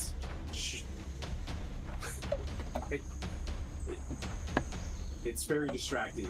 Hang on. I'm gonna cast sacred weapon. Would I have had enough time to cast sacred weapon as this thing was swimming up, just in case? No, it's an epic storyline. Sorry. Okay, I'm gonna cast sacred weapon then, and that's my action. Unfortunately, just to get more damage, and I can't even. Like, oh, bonus action! I'm gonna drink a health potion. Yep, you can definitely do that. All right, so I have to roll the dice. 2d4 plus 2d4 plus 2. Yep, 2d4 plus 2. All right. Okay. And Moriana, you're currently in your eagle form. What do you want to do? I want to. Did I get hit earlier? Yes. Okay. How much damage? You took 15. That would not have popped me out of eagle, but I'm going to pop out of eagle. So basically, no damage. No Nice. damage. Well done, Druid. And Morian's gonna cast Moonbeam on him. Nice. For Oh shit! I could have bonus action Wrathful Smite, couldn't I? Fudge. I needed heals. 17 damage. So moonbeam. That's basically it's a 5-foot pillar of moonlight, isn't it? Yes. Yes, it's like a cylinder. Okay, cool. And how much damage is that? Does it have to do a saving throw or anything like that? There is a Constitution saving throw. Okay. There's a 19 pass. Mm-hmm. So you will take, I believe that would be 8 damage. Okay, cool. Thank you.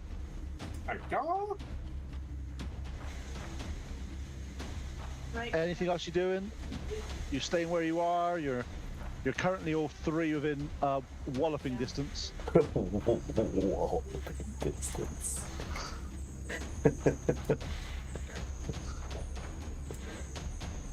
Okay, it's his turn again. He looks at you with a confused look on his face when he's trying to decide what to do. And okay, I'm going to do this the only legitimately fair way to do this. It's to kill the guy who killed you last session. No, can you Zora, Moriana, and Tim roll a dice and let me know who gets the highest? What are they? D20? Yeah, D20. I rolled a 4. 18? Oh God, damn. No, it's a 16. Oh, Okay, 16. You have wait. Mine's 5. but so Moriana, you see him. The spell that's coming down on him. He latches onto you, grabs on with one of his hands, and tries to bite your head. So first of all, does was that sorry, Tim? whose head? Moriana, because she rolled the highest. So Moriana, first of all, the fist as it smashes onto your side and he grabs your shoulder, does a 19 hit. Okay, take 15 points damage. 18? 15. His next hand grabs you on the other shoulder. Does a 12 hit. No. Okay, you see he grabs you but doesn't actually crush it to do enough damage. And at this point, was that? Oh, it does hit. Okay, that's another 15 damage then. Okay. And because he's got hold of gravity now, he bites down with his bite. 3 attacks. Yeah. Okay. Does a 23 hit. 15 points of damage again. Calling the Air Force. Where's the Air Force? Troops in contact. Where are we? Effective fire. He's freaking close, man. That's Cal. Lay it on me, Sandy. Where is the Borg Force? Where's Borg Force right now? Do we hear?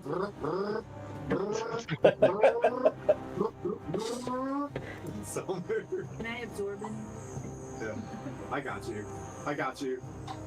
Thank God. Did we just talk about Wrathful Smite like 2 seconds ago?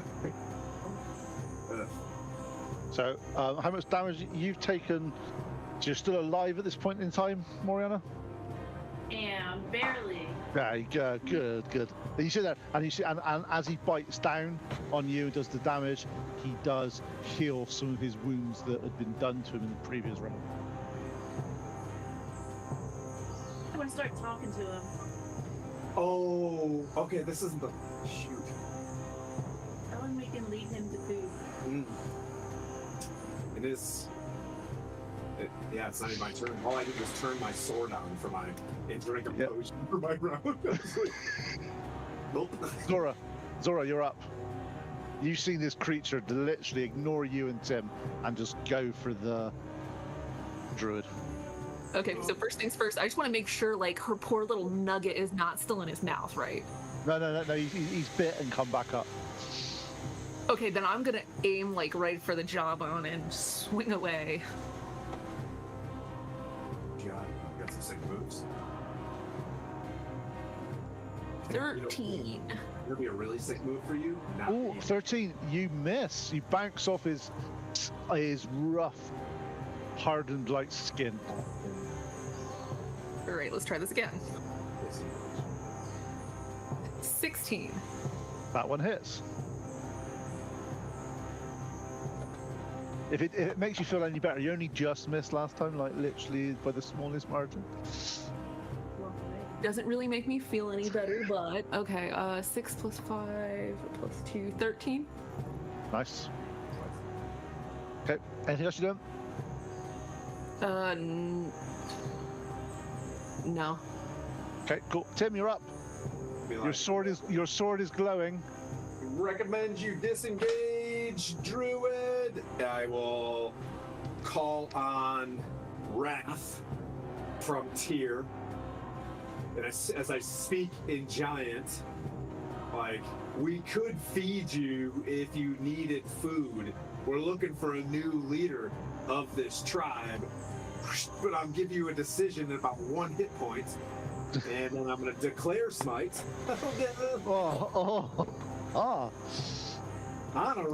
On a raffle. Come on, baby. Come on, Gary, guys. I rolled you. Come on. Oh, that's not going to be good. He doesn't like paladins. All right. This is going to be +7. Boop, boop, beep, boop. That's a really an 11 to hit. What? Is that with all your... You've got to obviously have more than that. I rolled a 4. Yeah, but what's your +7. sacred weapon running? Yep. Okay. In that case, as you do it, your enchanneled smite hits the ground and dissipates into the ground I'm as gonna you miss the giant. I'm gonna give it one more try. Come on, Tyr! Where we at? It's Easter, baby! And I'm gonna try again. Next!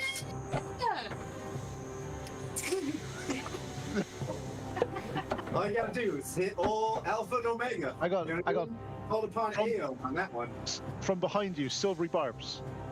It would be takes laptop, closes, rage quit. Okay, let's do some damages. 16. All right, I gotta. Can someone go and I'll just start adding? Because I need to know how much damage you've done to him because it could be impressive. shit. It could be impressive. 6 is 12. So it's at a minimum. Oh god, this is gonna take forever. I'm sorry everybody for watching as I do math in public. It's 1d6 psychic damage, which is a full 6 psychic damage, plus 1 more psychic damage. That's 7 psychic damage from Wrathful Smite, where he has to make a DC.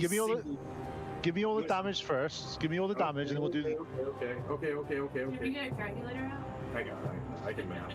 As a navigator, I can do math in public. Let's. Should we? Shall I start calling out random numbers and see how long it takes him to do it? Yeah, you should do that. 3, 8, 16, 24 plus 32, 40, 41 radiant damage from the smite. So that's total of 48, and then 8 from my husband, or from my sword. Is this including the radiant thing? Yeah, I got it. Yep. Okay, that's 13 plus. Oh, another one. 14 slashing damage. So what's that in actual? Because the damage is damage for this creature. So what's it all added together? Okay. 79. Cool. Those are what they call Easter damages. You take those Easter damages. Zora looks at you and immediately goes, "Dude, I'm hopping on the Tyr bandwagon. After this, you gotta teach me all about Tyr." Yeah, Tyr's just about justice, and you like hurting stuff that does to bad people? Hey. How do you want to do this? Oh, Do we save him? Do we save him?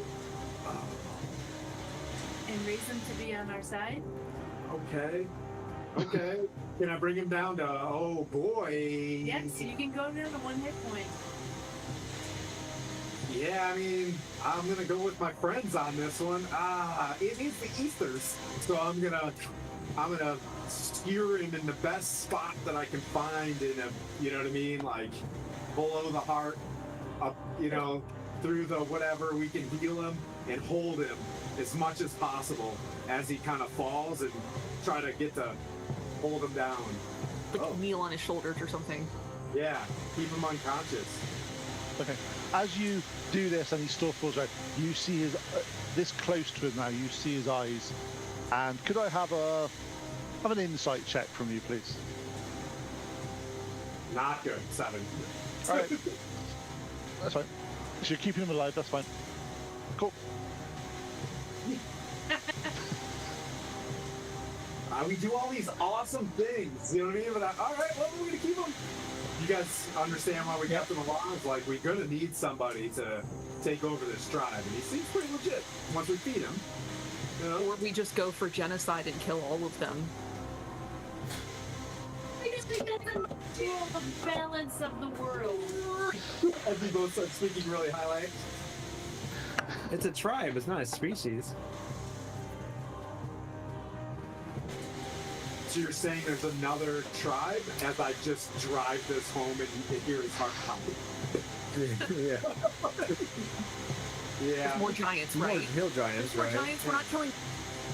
His We're heart. just killing these I guys. tell this in and I start looking and I pop. Okay. Well, it's like- So you see him spasm and just die. Yeah. What they're trying to say is, yeah, there's more hill giants. That's how we could make this Well, move. we'll find one later on. Who's not gonna want to eat us? Yeah, exactly. Okay. Exactly. Good empathy, though. You know what I mean? Like this guy over here. You know, like all right, this is good. Okay. So as you know, you manage to sort of roll over off the giant. As you do that, water starts lapping at your feet as if it's breaking the banks. You start to feel it sort of eating away at the earth as you're there, and it's starting to move pull your feet down the direction. Could I have a dexterity saving throw from all three of you, please? Dude, that was a good smite. 58 that I have rolled today. Dex. Dexterity saving throw, please. Oh. Well. 12. Oh, nice. Samesies. Hey, you took the swim school from Wannabe? That's neat. It's got the same stroke, bro. I got a 9. Okay. All three of you lose your footing as the torrent of water reaches your point, and you lose your footing and you start to fall into the water. Oh. Is it Paella time? Now, we'll go back to the other group. We'll go back to the other group now. About 12 seconds ago, your blue light that was spinning around you vanished. What did you take from that? Because obviously you're flying off, like, down to the south of this river at this moment in time. What did we take from? Yeah, you basically, where the fight was, you blew up the whole dam. You went south, and you saw Moriana going towards Zora and Tim. After about a round or two of you flying, your blue just vanished off you, and you're going slightly away from them. If that makes sense. Our blue. I thought Your shield of faith. Shield of faith. Oh, Taken off. You oh. basically, Yeah, think of Dune, you know what I mean? The slow knife penetrates, so you know what I mean? Like, but that went away. so. Yeah, we're heading towards where Moriana was flying to. Okay, cool. Oh, So as you're getting closer to them, you see, you're just there as you see all three of them tumble into the water and start getting rushed down the torrented river. And Please get me close to him. can I, from each of you, as you do this, could I have an athletics check from you, please? Oh, Tim, God. Tim, you're in heavy armor, so can I have disadvantage on your athletics check, please?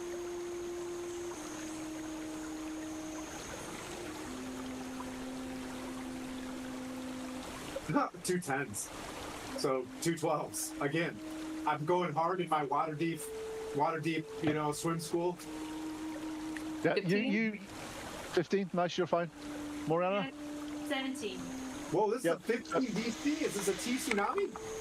No, it's Tim, you managed to do you managed to keep your head above water, but you're having quite a hard time staying in the right direction. You're spinning round. The Moriana and Zora manage to sort of stay up, and you're flowing with it. You're keeping an eye around, but the darkness.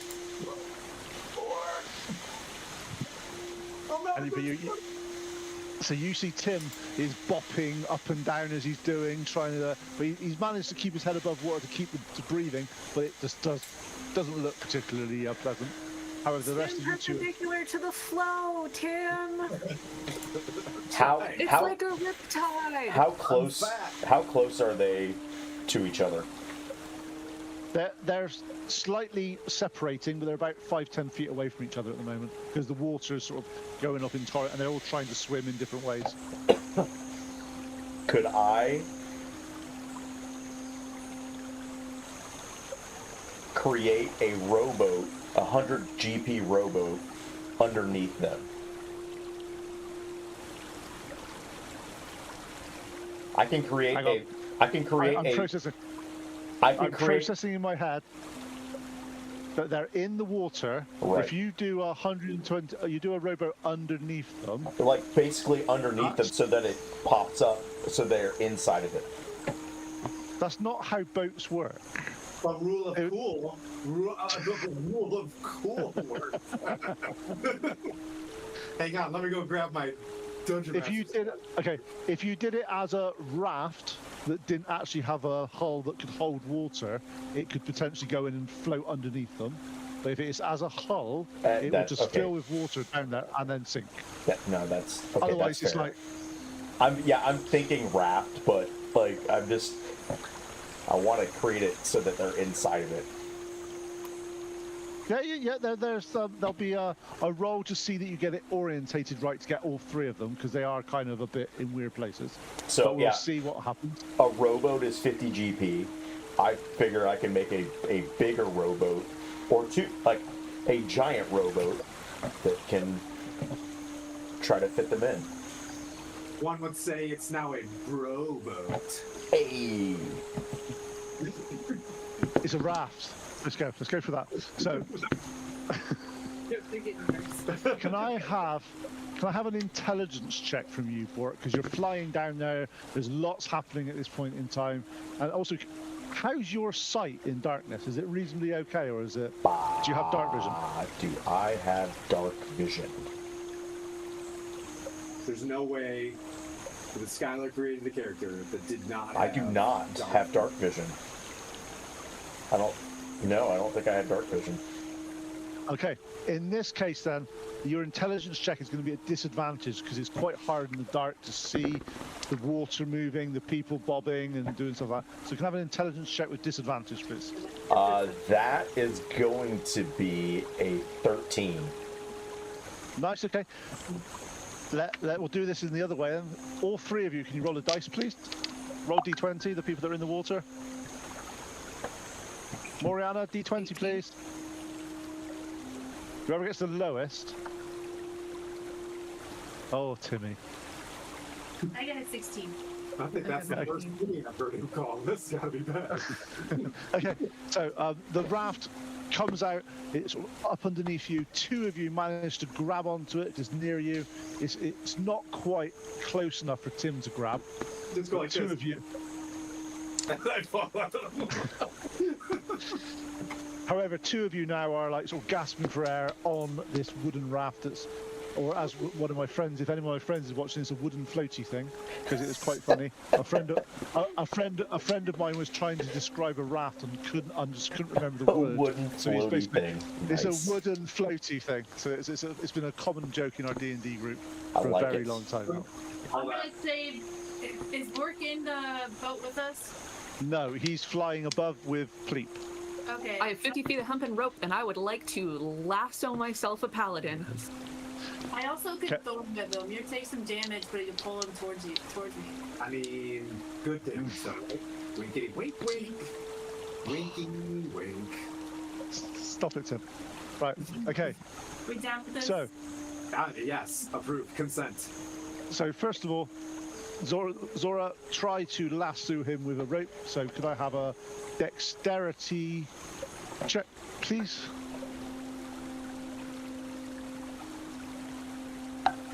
I'll steal. You do have dark vision, don't you? I do not. Okay, so you have disadvantage on the roll because it's dark. Only rolled a 16 and a 17, so Nice. 17. Okay, yeah, you So managed I'm at to 17 and 18. honing in on the splashing, the sounds, and the odd glint that comes off his armor. You manage to sort of throw the rope, and the rope goes directly where you want it. Tim, for dexterity check from you, please, as a rope hits you in the face. 2. You do that, and it's like, and you're spinning round. Okay, guys, if I wanted to be a fucking SEAL, I would have joined the Navy. I did the other stuff, so I didn't have to swim. You know what I mean? Like, Can I see that happen? Yeah, you can see that. Yeah. happen. I'm like, Tim. Bro, I don't want her, or else I would have been a pirate. Like, This would've been a whole don't. pirate It's like, Tim, don't fuck this up again. Bardic inspiration. Don't fight it. All right, I pull my rope back in and go to lasso him again. Okay, What is Zora, sorry, Moriana, are you gonna be vine whipping him? Is because you've seen Zora try, and Tim missed it. Are you gonna try the more direct approach? to cast a face spirit in the shape of a dolphin and ask him to rescue a dolphin that swims in fresh water, that is. They can swim in brackish water. Yeah. Pour a little salt out. Let's not overthink it. So what spell's that you're casting? Sorry. Would that be? Can I do that with a summon face? Summon Faye. Yeah, you can do that. Yeah, Faye Dolphin. It looks a little bit weird. It doesn't look quite dolphin-y, but that's because it's a Yeah, fae. it's- It wants to yeah, be. big- It would be yeah. unique. Freshwater dolphins do exist. Yeah. Okay. It could have been better. It could have been an alligator. It would have been much more fun. I've never really played with this, so I don't know exactly. Okay, yeah, we can do that. So you managed to cast the spell. You managed to sort of ask it to sort of help your friend. It sort of goes over to your friend and tries to sort of get Tim's attention. Tim, you've got this creature next to you. You don't have to roll. I'm not letting you roll because your roll is appalling today. It is fun. Okay, dexterity roll to see if you can grab the dolphin. Holy what? Dear sweet Gary Gygax, why do you hate me? What did I do to you? Remember, today? you have a D8. You have an extra It's a D8. 1. Oh. An 8. His D8, his inspiration gave me a total of 8. Okay, you fumble. For some reason, this creature seems to be quite slimy, and it's quite hard to get hold of. And it's sort of you manage. Listen to my verbal commands. If I tell it to scoop you up and bring it close to the boat, bring you close to the boat, you should do that. Oh, poor Sorry Timmy. that I'm dying because of this guy that I won't put in jail. No, I can't. Not the dice taking. I don't want the Ryan curse die. Okay, over the next couple of rounds, But, you manage to lasso, help with Tim with the creature. Everything Tim does seems to be like in opposition to what you're trying to do to save him. But he's manages to get him, and you manage to drag him onto the raft. And 3 of you are going downstream. Who made this rowboat, as I made canon?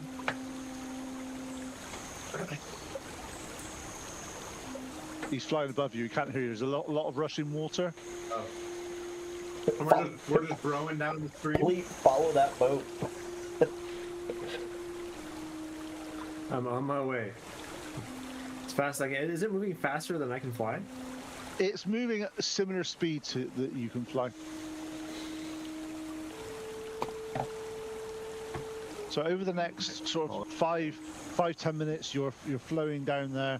It seems to branch off to the right-hand side. Eventually, it comes to a bank and sort of moors itself on the side. Okay. Ew. Where's I'm assuming the giant that we just smote is like also It's washed down the. I start waving at Bork and Fleet like, hey, over here! As you see Bork and Pleep, you're noticing that parts of their armor, parts of their have got massive like gash marks in, as if they've been sort of bludgeoned to death by rocks. The Memphis Belle's not looking too chill. No, we've got holes in the wings. We're coming in on Now 2 sounds like engines. a great time to find a safe spot to hunker down for the rest of the night and take a long rest. Yeah, I have sacred weapon. I can't cast the what do you call it? The tiny hut. Sorry, we're exposed. Oh shoot! So we have to rest like real life adventurers? Oh darn! Yeah. It's gonna be great. No DM would attack you in this situation. I've been waiting for this. we just blew up his entire encounter. Of course he's going to attack us. Yeah.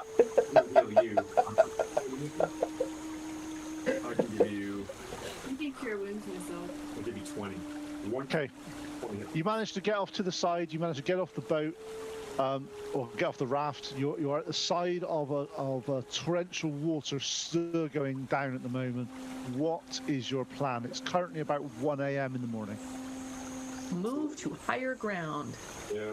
I'm laying on these here for 20. Me. How's Zora looking? I just healed myself. I'm doing all right. How's everybody looking? I Who can- looks like. Do you need a cure looking wounds? bad, right?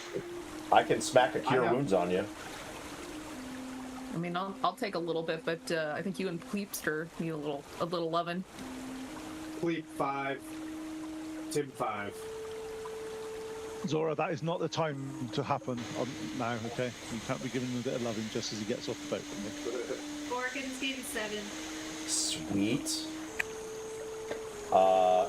Then I will give myself another 3d8. That's another 13.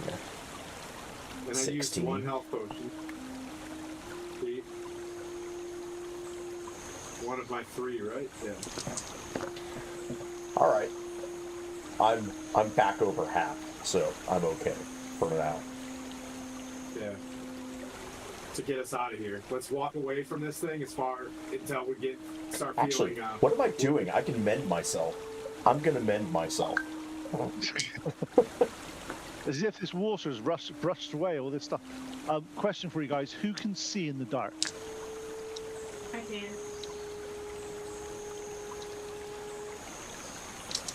That's good. Can I have a survival check from the person that can see in the dark just to head towards high ground, please?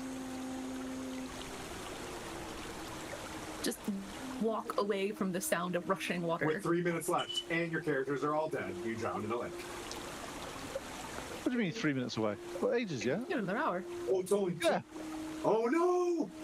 Oh no! Oh no! He's gonna kill us! I'm glad I just healed. Oh no! There's a 12. Okay, yeah, you're going away from the sound of the water, you're walking and you notice that there's a small sort of undulating hill in front of you, and you manage to get up to as high a ground as you can.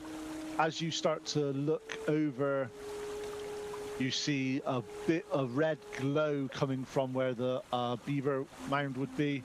It's still burning and it's lighting up the sky as you see it. That one giant had to. Oh yeah. Well, he was dead when he went in the water, right? Full rest, and then we do what we call, I've heard, battle damage assessments. Agreed. Cool. Let's So go down tonight. You settle down, you find somewhere that there's some dryish wood. Are you setting a fire? No. I'm a Okay. Anyo. Who's doing watches? I'll take firsties, and then yeah. Because bear in mind, it is currently dark. So whereas you guys have not had to do this because of your lack of ability to see in the dark before, now this may be fun. I'll do first watch, and I'll work on molding earth around us and kind of give us like a little enchantment around us. Cool. Okay, so Moriana, could I have a perception check from you, please? No perception. It's a 7. Okay, yep. You're building up. You get a little bit hyper focused, should I say, on building your entrenched area, just to sort of do it. And you don't really forget what's happening around. But nothing. There's no one attacks you at that point. It's all nice and well. So that's 1 till 3. Okay. So now it's 3 o'clock in the morning. Who's on second watch? I'll do Bork? Okay. Can I have a perception check with disadvantage, please, Bork? Oh, nice. 17. I had a 15 and a 19. Nice, 17. Cool. You're hearing lots of gushing noises. You also do hear the odd scream and snarl coming from a few hundred feet that way, but they seem to be going with the water. So you don't seem to think that there's anything that's happened your sort of direction. Who are you waking up for your next shift? This is the last one before the light starts to break over for the morning. I will wake up Zora. Okay, Zora, you're up. Could I have perception with disadvantage, please? Oh, I get to sleep through the night? Tight. You have stinky dice today, so no. I want you to know that one of these was a nat 20, but the other one was a 9. Oh. Okay. That hurts my soul. As you are, you're in your little embankment area. You're hearing round. You're looking round. You hear the odd sort of like breaking of wood, and as you're turning round, you're looking to see what's seeing it. Currently, you're in your little dugout area. It's like sort of little 5 feet wall all the way around you. No light on, no flames, nothing. And it's that classic in the dark. You hear like the cracking sound. You look out. You start looking a little bit further, a little bit closer. Still not hearing anything. Can I have some initiative from every single one of you, please? Oh, God. Not fair. Not fair, bro. Okay. 18. Stop it. 11. 12. Oh my god! I have dice gas, and I can only get so many good rolls, and I'm out of dice gas right now. I thought you... Okay. So did anybody get above 20? Okay. Did anybody above 16? Did you get Zora? Yeah, 18. Oh, nice. Actually, sorry, 19, because I rolled an 18, so plus 19. Nice. How Above many hours 11? did we sleep? 12. You slept. 15 hours. You slept. 1, 2, 5.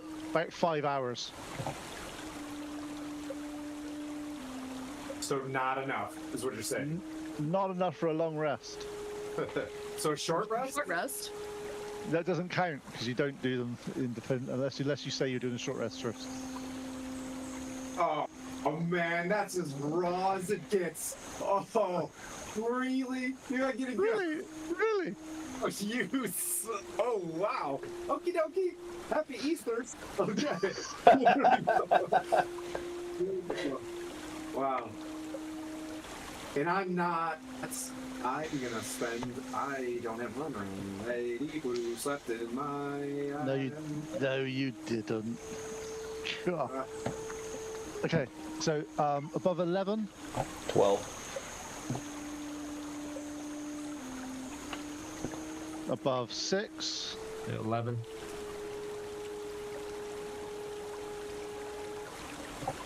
Okay, what do you get, Tim and Moriana? 3.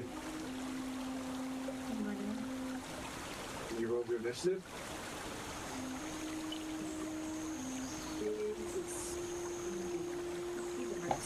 Nine. Okay, cool.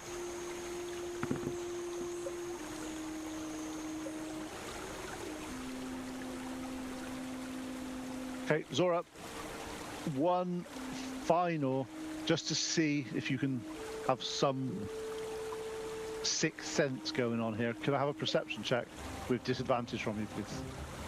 Sorry, what was the check? A perception check with disadvantage. It's gonna be nothing. Sure, let me try. Hey, no, you can roll. It happens. 14, actually. Yeah. Yeah, as you do that, you hear the cracking of sounds in front of you. You're looking closer and closer and closer. The hairs on the back of your neck sort of start to sort of tingle as your danger sense from your barbarianness kicks in. Spidey senses, if you want to call it that. And as you spin around, a hill giant is just on the ramparts of your small area, just about to attack you, but you actually managed to fumble his surprise round. They're not the best. Giants aren't the best at fighting things, to be fair. And you do get an attack roll before he gets to do anything. You get an action before he does anything. I enrage. So was that, Tim? How many giants we talking? You don't know yet. You can only see one. It's dark. Oh, jeez. Okay. Bill, come back. Okay, so I'm enraging number 1, and then I'm gonna swing for its skull. Go for it.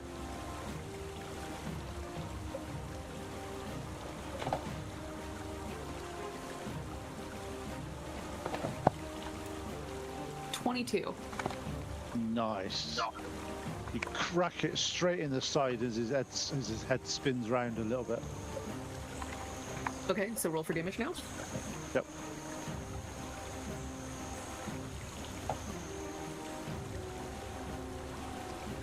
$10. Nice. Anything else? Okay, so this was just still- a like you attack get of opportunity, or do I get my second one? No, this is your second attack. Yep, this is the second attack. This is a full. Then I'm full- gonna hit it again. 15. I think you'll be surprised. 15 hits. It's a hill giant. They're quite big and just big. That's cool. 16 points of damage. Nice. Basically. It's the giant's turn now. He sees you. He sees you hitting you, and funnily enough, he tries to hit you with his great club. Does a 15 hit you? Not with a shield of faith on still, right, Tim? No. 10. Damn, I would've okay, known. then yes. Sorry. Yeah. So 15 and a 17, so they both hit you, and they do 18 damage each, which is only 9 for you. Just 18 damage yeah, total. 18 total. You see him smack you on the side, one on each side of your body.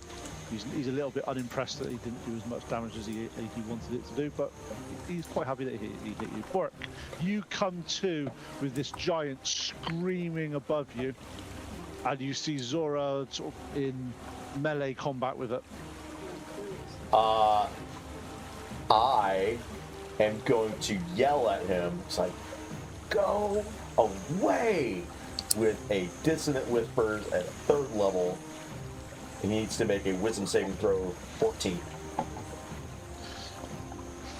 Can it be a lot lower than that? No. Do you reckon a 6 would let it pass? No. Oh, okay. So No. no, it does. It fails. Okay, so it takes, that's 9 and 12 and 15, 18 psychic damage, and it has to use its reaction to move as far away from me as possible. So how much damage is that? Sorry. 18. Nice. Is it out of my range? Did it run away from Zora and I? Is it who's in melee? What? Wait, who? You haven't even woken up yet, Tim. Dad, you're the worst. In fact, do you want me to make you roll to see if you wake up, or do you just want me to make you wake up like? I'll sleep for this. That's fine. As long as I'm getting my shirt. No, right. Zora, you see confusion come over this giant's face, and as he looks visibly petrified of Bork, and he turns and runs 40 feet away. You get an attack of opportunity as he runs past you, or runs away from you. 16, which I think hits. That hits, yeah. Oh, nice. Good confidence, Zora. I like that. There's a bit of like 14. I think that hits in a half circle snap. As you slash down his back, hit his back with your maul, you see it crunch into his shoulder, and one of his arms starts to go limp as he starts trying to get away. I'm still sleeping. This is fantastic. Please, you come to, like, what is happening, and the giant is running away. The giant is currently 40 feet away from you in the darkness, though. So just to point that out, it's a bit dark. So if you've got anything that involves targeting, it's going to be at disadvantage. Well, luckily I got these nice magic missiles that just kind of find your target for me. Super tight. I love it. The missile always knows where it's at by knowing where it's not. My armor. All right, second level magic missile.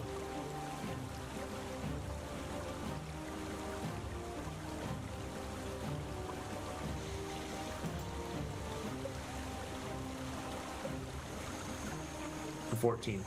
Who's so happy that I pumped them full of lay on hands before they went to bed?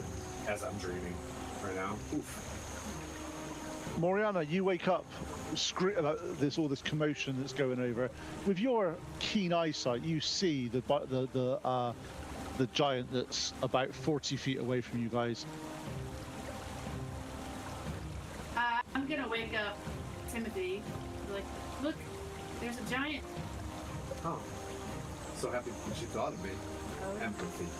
We need everybody. Thanks, buddy. Yeah. Yep. I'll do nothing because I'm out. Is it screaming? It's going away from us, right? It's ran away, and it ran away from you. You know that historically, when this has happened lots of things for some really weird reason get scared of your little metal creature. It happens quite regularly, and things run off, but then they turn back around and come back and attack you. Time to get out of here.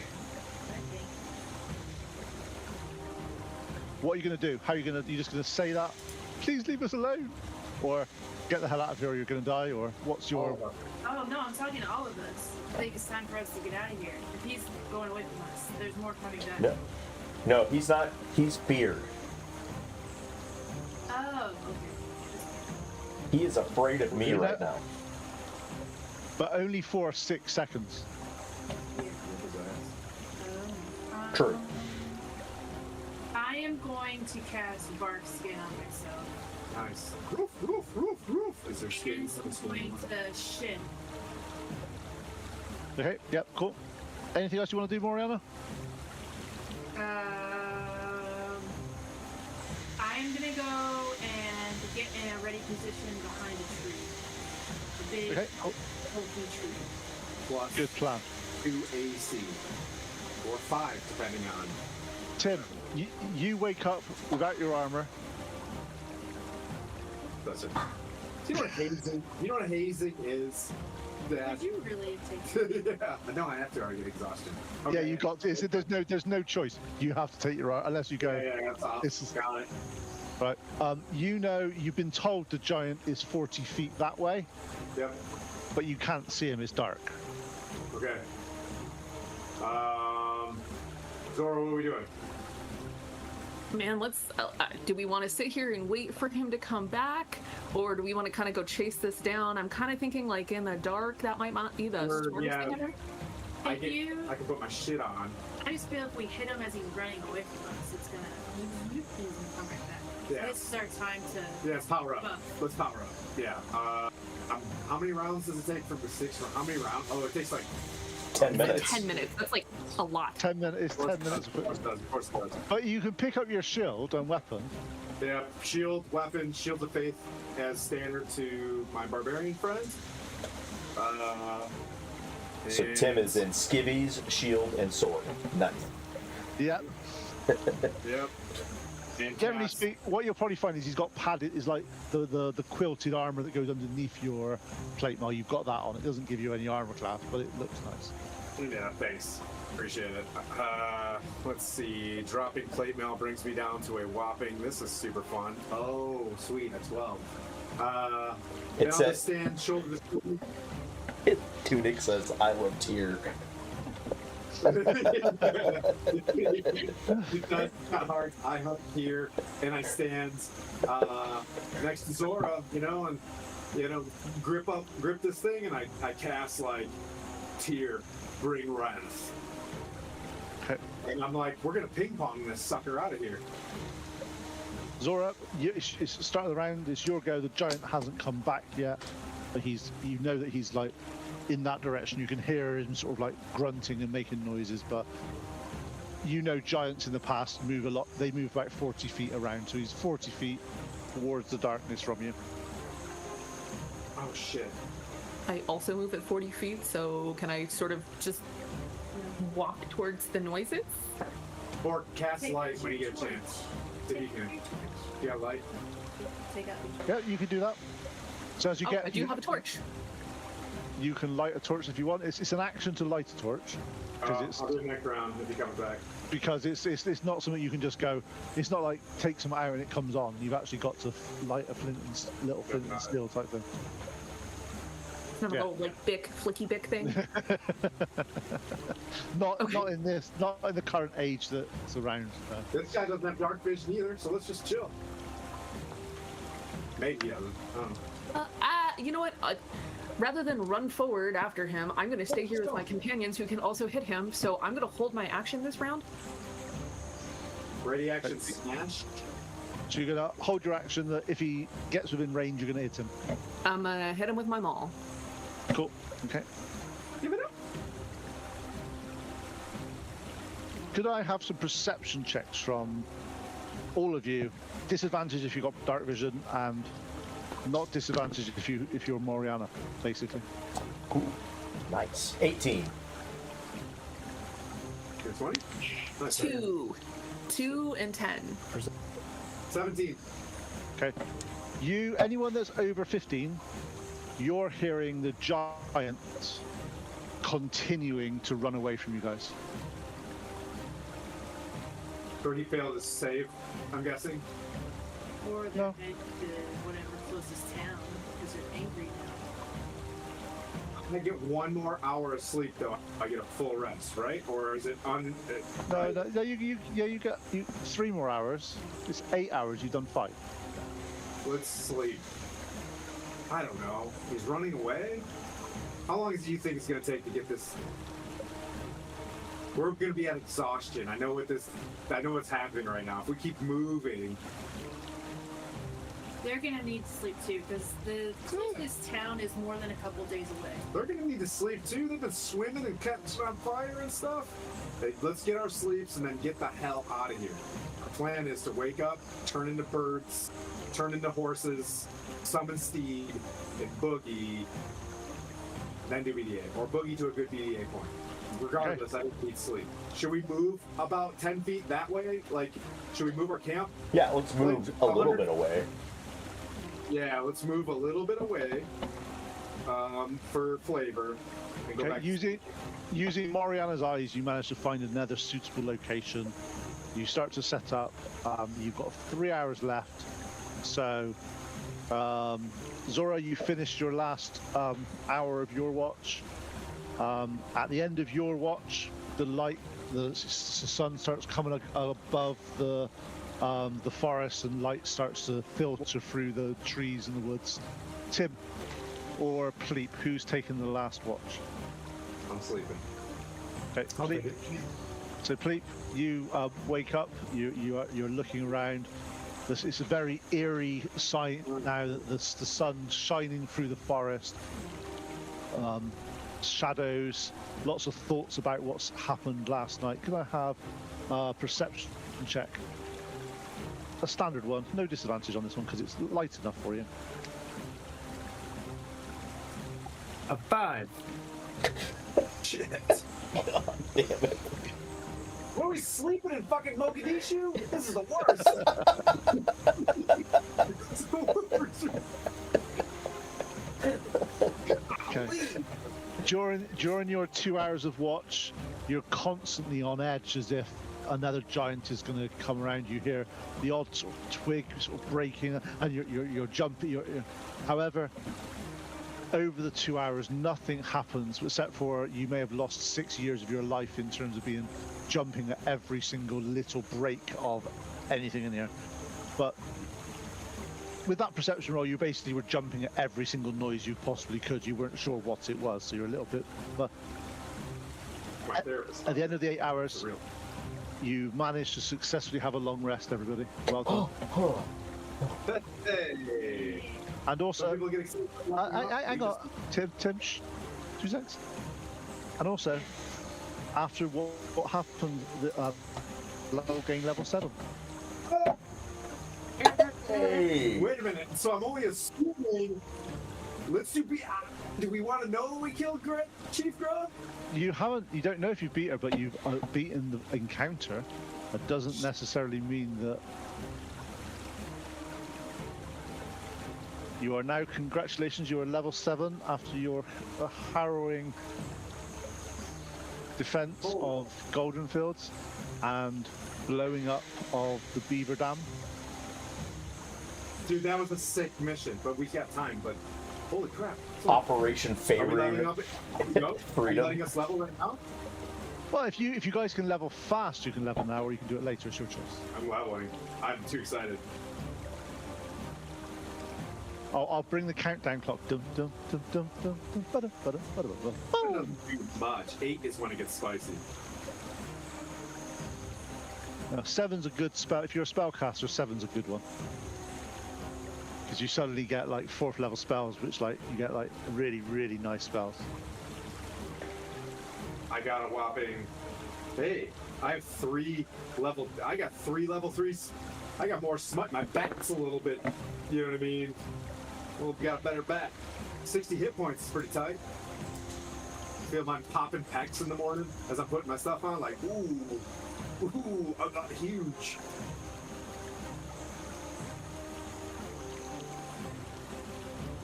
Wow, giving us presents when it's almost your birthday. I got Feral Instinct now, which means I got advantage on initiative rolls, which is probably good. It's nearly my birthday. Yes. Yeah, Pete's birthday tomorrow, everybody. Just so you know. And yes, it is April the Fool's Day. It is my birthday. Yes. Want to guess when my last promotion day was? Was it? Nice. Yeah. Yeah, tomorrow will be. Oh my god, what year is it? 24. 5 years. I'm old. You know, I'm 48 tomorrow. Okay, no, it's 4D8 tomorrow. Think about it. Hey, I like it. I like it. I'm 4D4. I'm a bunch of triangles.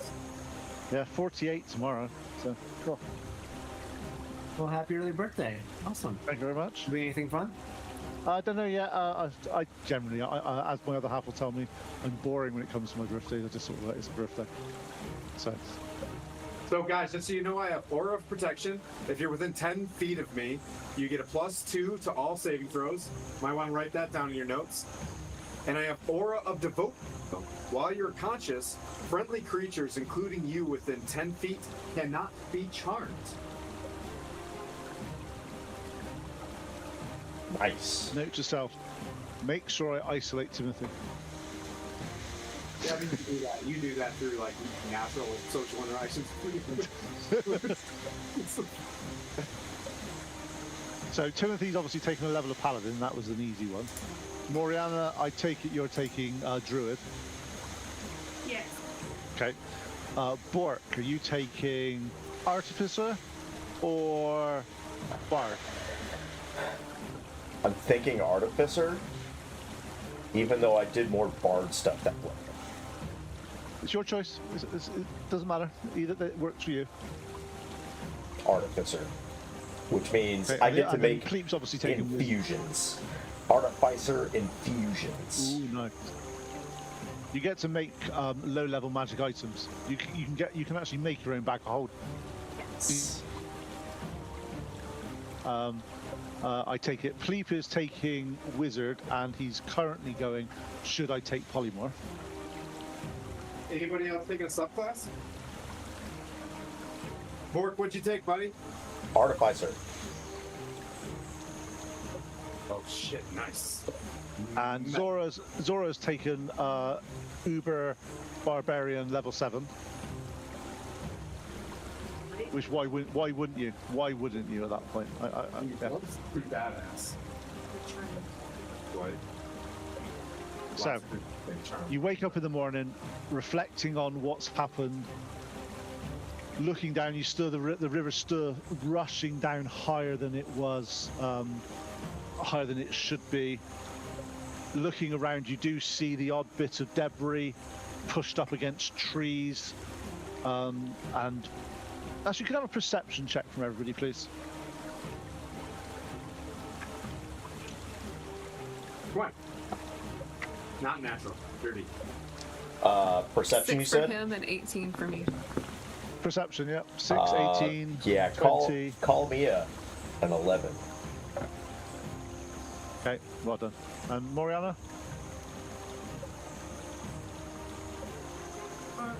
20. Okay.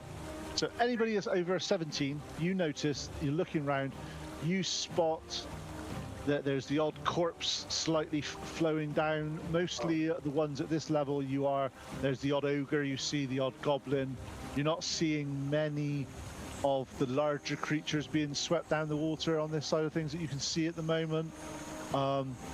With your perception checks, Tim and Moriana with the 20, you notice the footprints from the giant that attacked you last night is heading back towards the river, as if it is trying to get away from you.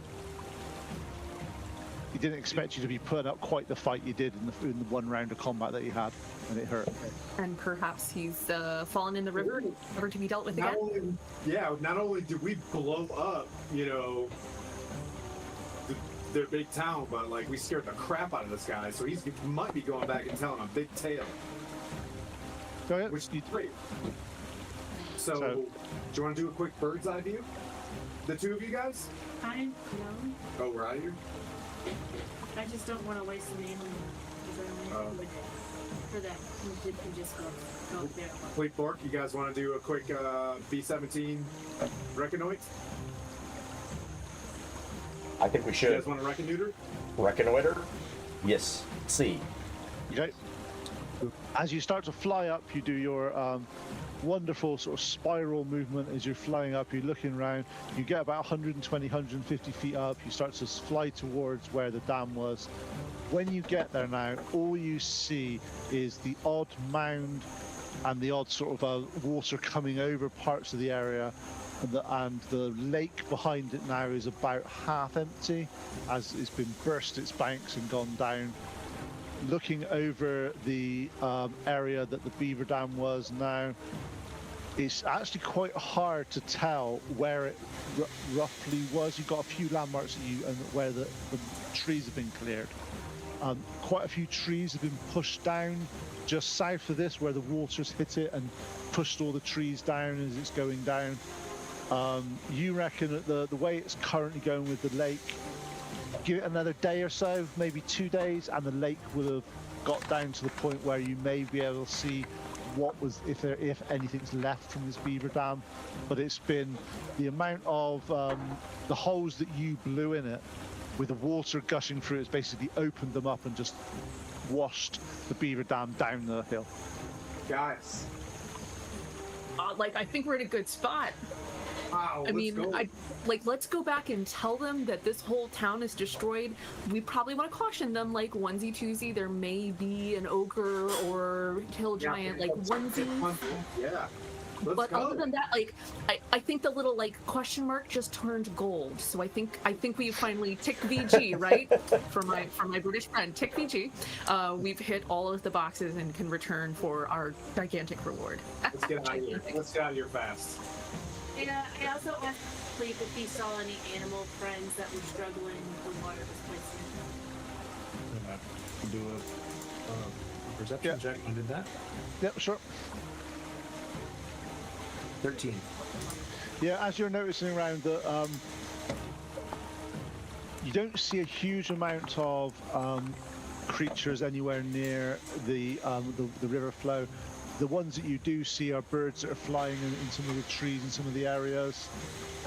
However, looking around, you do see quite a lot of more fish now flowing. But obviously, it must have been held up in the river, in the banks of the lake behind.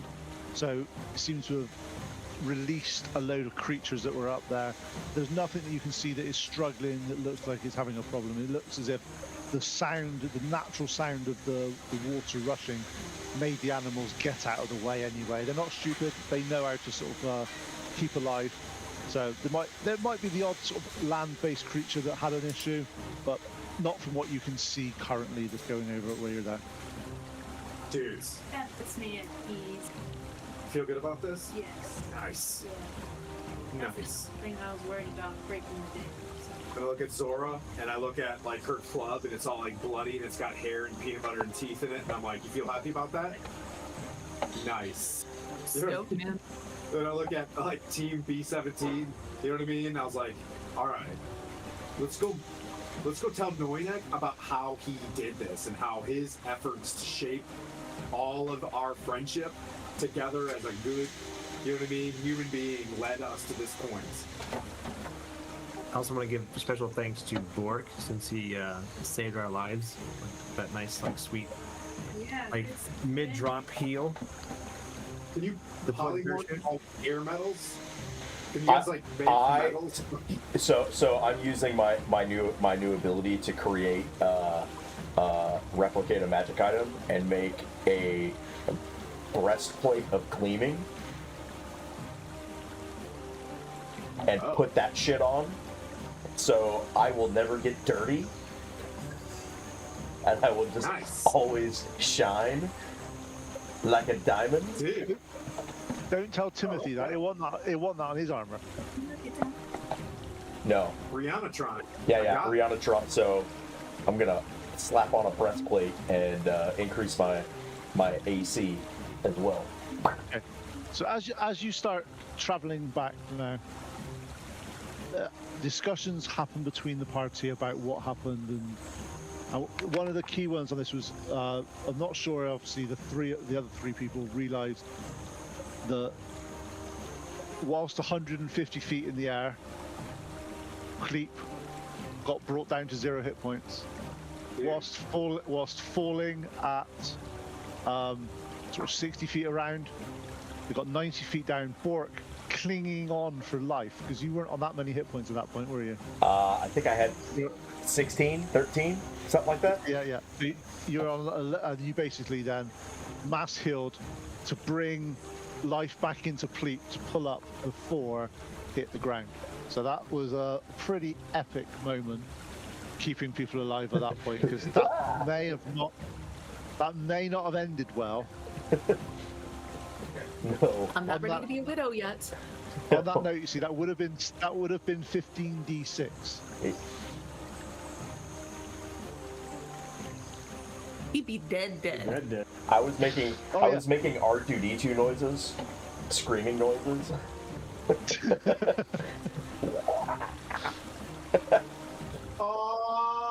I'm sorry. Sorry. Okay, Love is my favorite. It's my favorite. you spend the next 2 days sort of traipsing across staying away from the river. As the river, when you get to the fork in the river, you notice the river that's going towards Goldenfields is a little bit fuller now, but not dangerously so. The rest of the water seems to have gone the other junction. As you approach Goldenfields, you look over Goldenfields. It's early in the morning, sun rising across the fields, and it looks as if it's slowly pulling itself back together after all the work that you guys have done. To the far right-hand side of Goldenfields, you notice that the tent has been re-erected of the Marvelous Menagerie and seems to have been repaired, and seems to have been some semblance of normality has come back to Goldenfields. As you enter and you are looking around, the captain of the guard hollers at you and calls you over, and he says, information sent to Sir Dragonov. He says he's awaiting further information. You guys, are you? Did you help with this our water situation? We were running a little nearly dry on some of our stuff. It's now seems to have come back at a reasonable amount of water now. I'm not a paladin of humility, so I'll pass this off. I, as the bard, will go, well, let me tell you about it. Yeah, jeez. Yeah. Let me tell you about Operation Faerun Freedom. My throat. I would say we restored balance. And I tell the Balance story. to nature here is restored. Yay! During this, there's lots of as you're telling the story, you're seeing a few people start to join, start to listen. And by the time the end of the story and you've explained what's happened, you go through all the various things that have happened. A good 30 or 40 people are there hanging on every single word that you've done, as if and they're like, so the hill giants have been rooted. This sort of great day in Goldenfields. Great day. The guards now should have a much easier time keeping us. It's true what they say about you. You guys are true heroes. No big deal. IRL. NBD. It's just what we do. Anybody want to go put a little lay on hands on poor Noynek and his Novid, and we'll go ahead and scoop him up and take him with us. Still in isolation? I think he's still got gnome thing. Hasn't been 10 days yet. I'm just gonna walk up to him, whisper in his ear, like, when you wake up, you're level 7, buddy. He's not. He wasn't here. No joke. Put his mask back on him, and like, it's okay, buddy. I wouldn't do that. That's mean and nasty. I mean, going through the vid, I think that's a challenge in itself. He was battling that. Yeah. Okay. So, what are your guys' plans this evening? There's a meal put on in your honor. There's lots of joviality around the campfire. I'm gonna go. What's your plans for this evening and tomorrow? And I'll go around the table and see what's happening. So we'll start with Orc. What's your reflections on what's happened over the past few days? What have you taken from it, and what are you doing tonight, and what's your plans moving forward? I have realized that me and Pleep make a great team when it comes to our combat prowess, and it's leading me. It's like I really need to continue this artificer thing. Like I think that's going to be important down the road. So I'm going to continue down this road and need to figure out how I can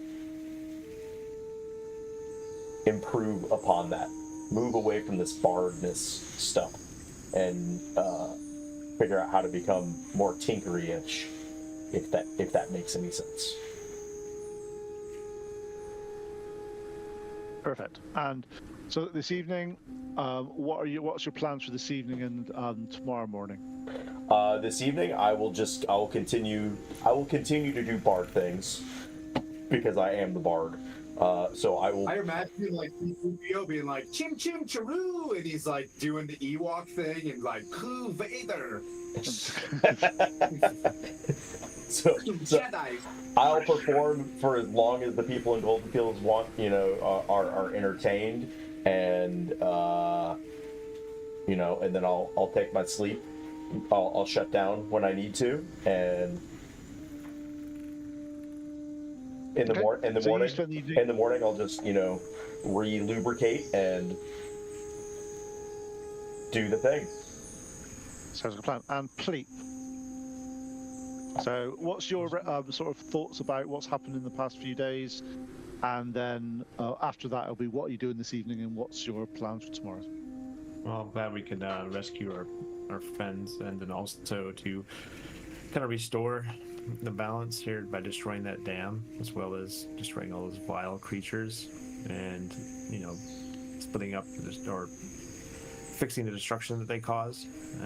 Those are my thoughts on that. That I do believe we have a good purpose here set out, even if it's one step, one victory at a time. We've done a lot, so I kind of reflect on that, and I want to, and leading into a discussion with the menagerie, letting them know what we did and what we're doing here is important, and we appreciate that they can have a place for us, but what we're doing now is takes precedence, and it's what we want for our future. Anyway. Yep, sounds good. What's your plans for this evening? My plan is to kind of talk to the folks at the menagerie, and just kind of talk with them, celebrate and mourn, grieve as well for those that we lost, and then try to kind of remember and celebrate our victories and the life of those that we lost. Oof. Nice. And Moriana. So, going through this last battle, Moriana has realized that she's kind of lost touch with her purpose and being on this journey. And she's thinking back to her Moon Circle tribe back in the Frost Hills, I think? What's up? It's up north. I do believe it's Frost. And she's reminded about the devastation that the White Dragon brought onto her tribe. And she is starting to realize that she's here for a purpose, to restore balance in nature and to bring back all of her experiences back to rebuild her tribe. So she moves down to the water and is grateful that she has restored balance in this area. And she takes a minute to pray to her god Salune and to contemplate how she can take her experiences here and move forward to help her circle up in the north. And then she's going to go back and celebrate with her new friends. Perfect, thank you. And Zora. So what Zora is really learning is that the world is smaller than she thought. As she traveled with the circus, she used to think that the world was just broad and vast, and now the fact that they've gone to Goldenfields and managed to bump into their own, circus there in Goldenfields, perhaps the world isn't as big as she thought. And that really gets her thinking about the fact that she knows that her mom Bishtul is out there, and potentially more siblings as well. She's also really impressed by watching Tim call down the power of Tyr and smite the ever-living out of something. So before following Pleep over to the circus, she kind of walks over to Tim and is like, hey man, not really wasn't really a religious person, but seeing what you did with the Tyr thing there, hey, maybe you could teach me a little bit more about this as we're traveling later. Doesn't have to be tonight, bud, but I've seen some cool stuff now and I'm curious to learn more. And then after that, she goes with Pleep over to the menagerie and talks to our friends. And yeah, very much hey, we love you guys. You were our family for so long, and it pains us to leave you and to grieve our lost friends. But I think you all understand that we have a greater purpose now, and while we love you and we'll miss you, we have to go on with what is now our greater purpose. But hey, by the way, speaking of family, and she kind of explains a little bit of backstory about Bishkol and the siblings, and says, hey, if you be on the lookout for this, and if we meet up again and you hear about her, hey, just let me know. And then they kind of just finish up the evening chatting and hanging out. Nice. And Tim. Thought I already went. I'm just kidding. Let's see. So I kind of noticed that as my character grows a little bit, where I was trying to overfriend folks, I kind of just sit back and watch everybody do their thing. Watch Moriana go off, and I watch her pray, and that brings me joy. And I watch Bork singing to everybody, and I realize that that's what brings him joy. I watch Pleep go off into the menagerie and get some closure with the circus. Zora is kind of looking around. She walks up and she talks to me about Tyr. The only thing I'll pass off in her, I was like, well, faith is a very important thing to everybody. In this time, there's a lot of different faiths to follow, and faith is what's important. And I grew up around a bunch of folks that really did push Tyr upon me in ways that would push other people away. And I found Tyr in my own way. And if that is your path, I will speak the tenets. And if that's good for you, then it's good for you. But we will talk about it along our way, and maybe as I discuss all of the Pantheon, you may find who you do follow, and it may bolster us, because I do feel for sure through my experiences that there is a higher power, and slap her on the shoulder and say good night, and kind of sit back and find my moment to get back with the party. And if there is a moment where we all come together and have that Huffy Puff drink, I try to expand my aura a little bit about not being charmed, and say that feeling that you're having right now is that if you're not in our inner circle, where we're at as companions, it's tough to trick us. That's that feeling that you're feeling right now. That the power of my devotion is being able to pass off to you. Our companionship and those who are friendly to me cannot be fooled. Yep. I don't know. I tried to turn that karma devotion thing into something awkward, but anyways. That's me not working off ChatGPT. That's just raw Tim. You spend the evening in contemplation with your group, with your friends, with your family, with your old associates. You guys have done good. You've had an impact in this area now. It'll be there for generations. You know now that you can go back to Waterdeep, see Sir Dragonoff, and explain that you have fulfilled your duty as required. There's every little tick box. There's no little question marks hanging over there. We keep checking all the quests to make sure they're all. Yeah. All right. Your quest log is currently. There's a couple of ones outstanding from other areas, but this area, they've all been. We'll go back during the report credits. We'll go back. So it feels good to have made such a positive impact, and looking around at the dedication and the work of the farmers and of the folk around here to supply this part of the world, you see that upon those shoulders are where this kingdom has been built. Without them, this wouldn't be here. And you've now restored the foundation of the Sword Coast. Breadbasket back. Oof. Sing us a song, Bork. Yeah, on the way back to Waterdeep. Sing us a song, brother Bjorky man. Sing us. I'm actually doing it right now. My bad. Give me a What the hell? performance. Give me a performance roll, Borky.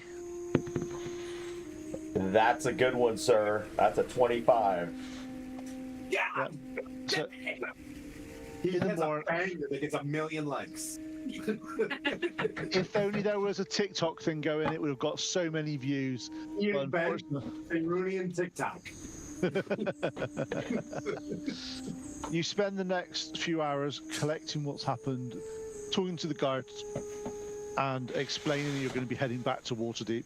They give you some reports to give to Sir Dragonoff on findings and of things they're doing. You notice that again that there seems to be a lot more guards around here now, as if they've realised their mistake of not protecting these fields as much as they should have done previously. Now they've actually quite a reasonable number of guards here. You spend the next few days travelling back to Waterdeep, full of good spirits and of a sense of achievement. As you start to approach Waterdeep, the familiar city comes into play with its gigantic walls around the city. It's nice to come back to such grandeur sometimes, but it's the more and more you come back here, you see that it's slightly more disjointed away from the common folk that survived on this land day in, day out, as they were at Goldenfields. You enter the gates. Guard starts to put his hand up. He looks. You see recognition come over his face. Sorry, sirs. Please come in. I'm sure Sir Dragonoff will be waiting for you in the halls of justice. As you were. As you are walking through the streets of Goldenfields, of Waterdeep, you look around at the people just going about their business day to day, and this is what you're fighting for. You're ensuring that these people have a life, have something they can do. There's food around. There's as previously when you've been in Waterdeep, it's very, very unlikely you'll see someone down on their luck and down on their. It takes an hour or so to sort of get through the milling streets of Waterdeep, and you come towards the Hall of Heroes. As you are ascending the stairs, you see Sir Dragonoff not rushing out, but striding out of the main gate, holds his hands up high. As from behind you, you see the sun slowly raising above Waterdeep. It casts its golden hues over the city. You see Sir Dragonoff go, "Ladies and gentlemen and distinguished guests and valiant warriors gathered here today. A triumph that has reverberated through the very foundations of Goldenfields, safeguarding its essence and securing our future. Today we not stand as survivors but as victors, owing to the unparalleled bravery and valour of this group before me, whose deeds will be etched into the annals of our history forever. To Noynek and the Revengers, heralds of courage and the architects of our salvation, we extend our deepest gratitude and our most profound admiration. In the faces of insurmountable odds, in the shadow of the menacing Grudd Haug, you did not falter. With hearts unyielding and spirits indomitable, you confronted the darkness that sought to engulf us and emerged victorious. As promised, and in recognition of your extraordinary bravery, we present to you a token of our appreciation."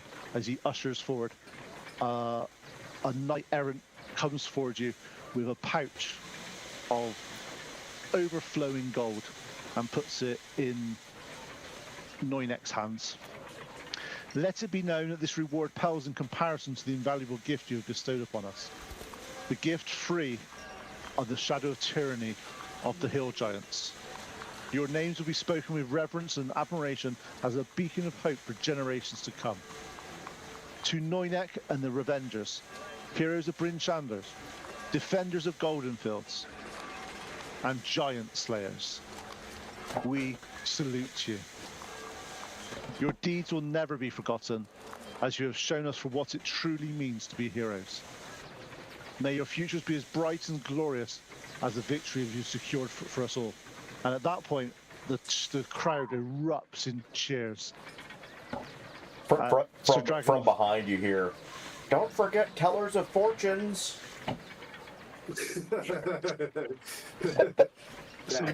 Somebody casts silence. One of the mages casts silence on board. As soon as you hit this, did you guys hear that ding? Somebody's phone went off as soon as you... Yeah, that was awesome. Sir Dragonoff leans towards you, Timothy, shakes your hand, and goes, "Can never be more proud of you, my son." That's how I feel when I touch Jason Charles Miller's hand when he shakes my hand. You know what I mean? I was like, oh God, oh God, oh God, bad boy. But yeah.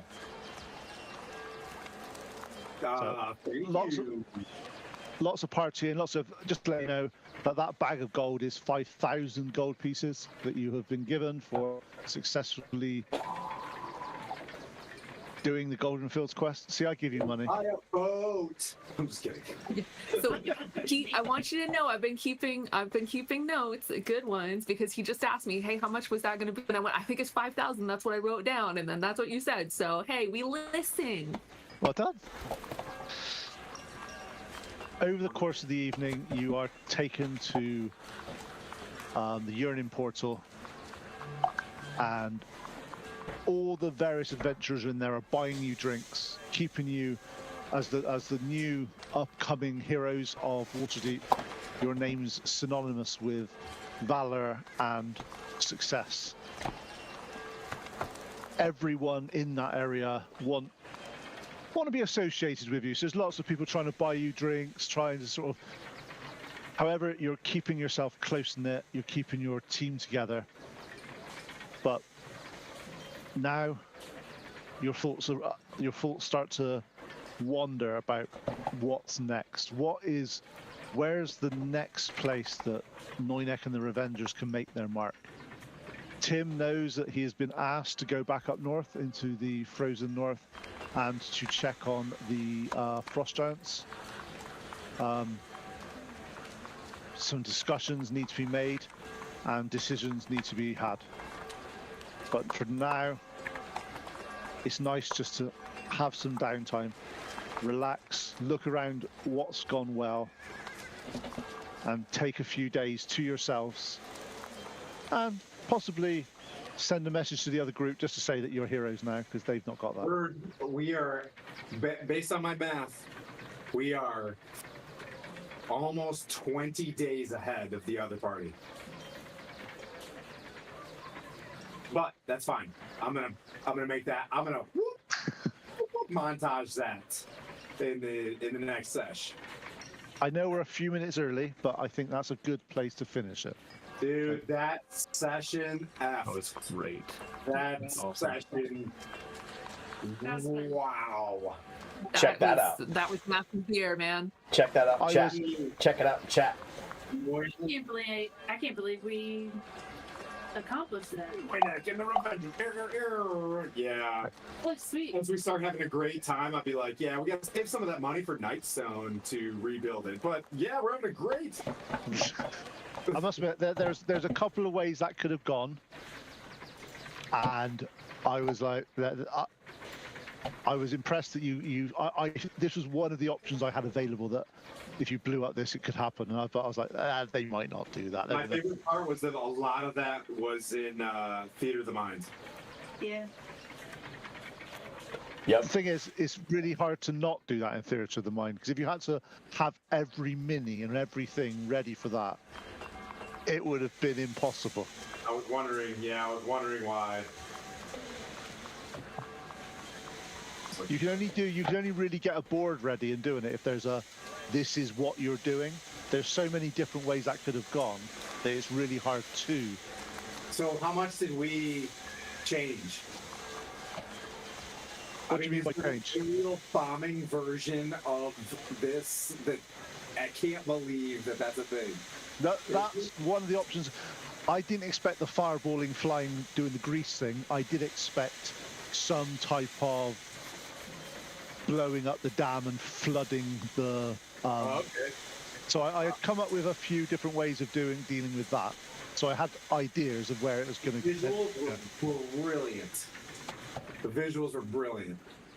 You got to do cinematography. You've got to try to get. Well, that script, I was like, were you seeing that in your head when we were on break? She's like, oh yeah. Oh yeah, I totally saw like a dirt cyclone almost when the giants started doing the magic. I pictured British. Was it B-24? No, the Lancasters dropping the bridge bombs, the skipping bridge bombs. Yeah. I just picture the two of you flying together through all the flak. You know what I mean? Just like yelling at each other. He's like reaching out like, hang on, and he's just like.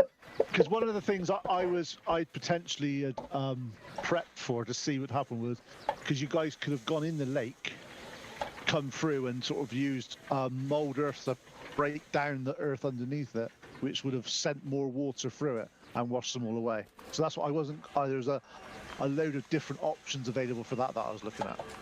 As a planner, I love the fact that she got to the ground and was like, nah. Instead, I'm going to mold earth and then I'm going to do whatever. And I was like, no.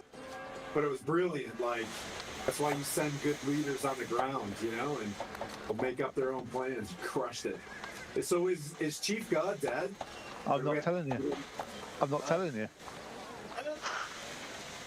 It's 20,000 pounds of gross. It could just still be sitting there. 20,000 pounds of lard just went up in flames. But water came through as well, and fat floats. It also But wait. burns. That. She went down. You want to park your bike in an airplane here? Yeah, she's out of here. You will find out, is all I'll say. It could happen either way. I was surprised, man. I thought this was gonna be a weird. We went back to Goldenfields and didn't Accomplish it. Yeah, we just went back. All right. Yeah. But then, well done, guys. Went for it. Well done. That went really well. Well done. Gary Con's up. If we wanna raid Gary Con, thanks everybody for watching. We'll be back next week for what will happen at the grandfather tree as DMP ups the stakes on did they do enough for level 7? The answer is no, but they will. Somebody else did though. Yeah, well, they did enough to level themselves up. Right. You know what I mean? Like, good for them. But yeah. Anyways, we'll be back next weekend. Have fun with your travels, Sam and Kara. Yeah. Yeah. Have a nice break, guys. We'll actually be out. Birthday for Pete. And Out for 2 rounds. Hang on, 2 seconds. This is important. Out for what? How long? We'll be out in 2 weeks. We're not going to be in town, so we won't be able to join this session in 2 weeks. We'll be at the Huntsville Expo. Okay. Enjoy it. Enjoy the expo. Miss you. Miss you guys too. We'll pull in a guest. It'll work. We'll have caught the Novid from Noid. Yeah. Novid from Noinek, and Noinek, and I'll have him hunt down my assassins. I don't know. Let's see. so everybody stick around and we'll go raid D&D Jordan Lee. Oh, cool. Sweet. And then we'll see everybody next week. Pre-birthday. 48. 48. Yeah. Wait.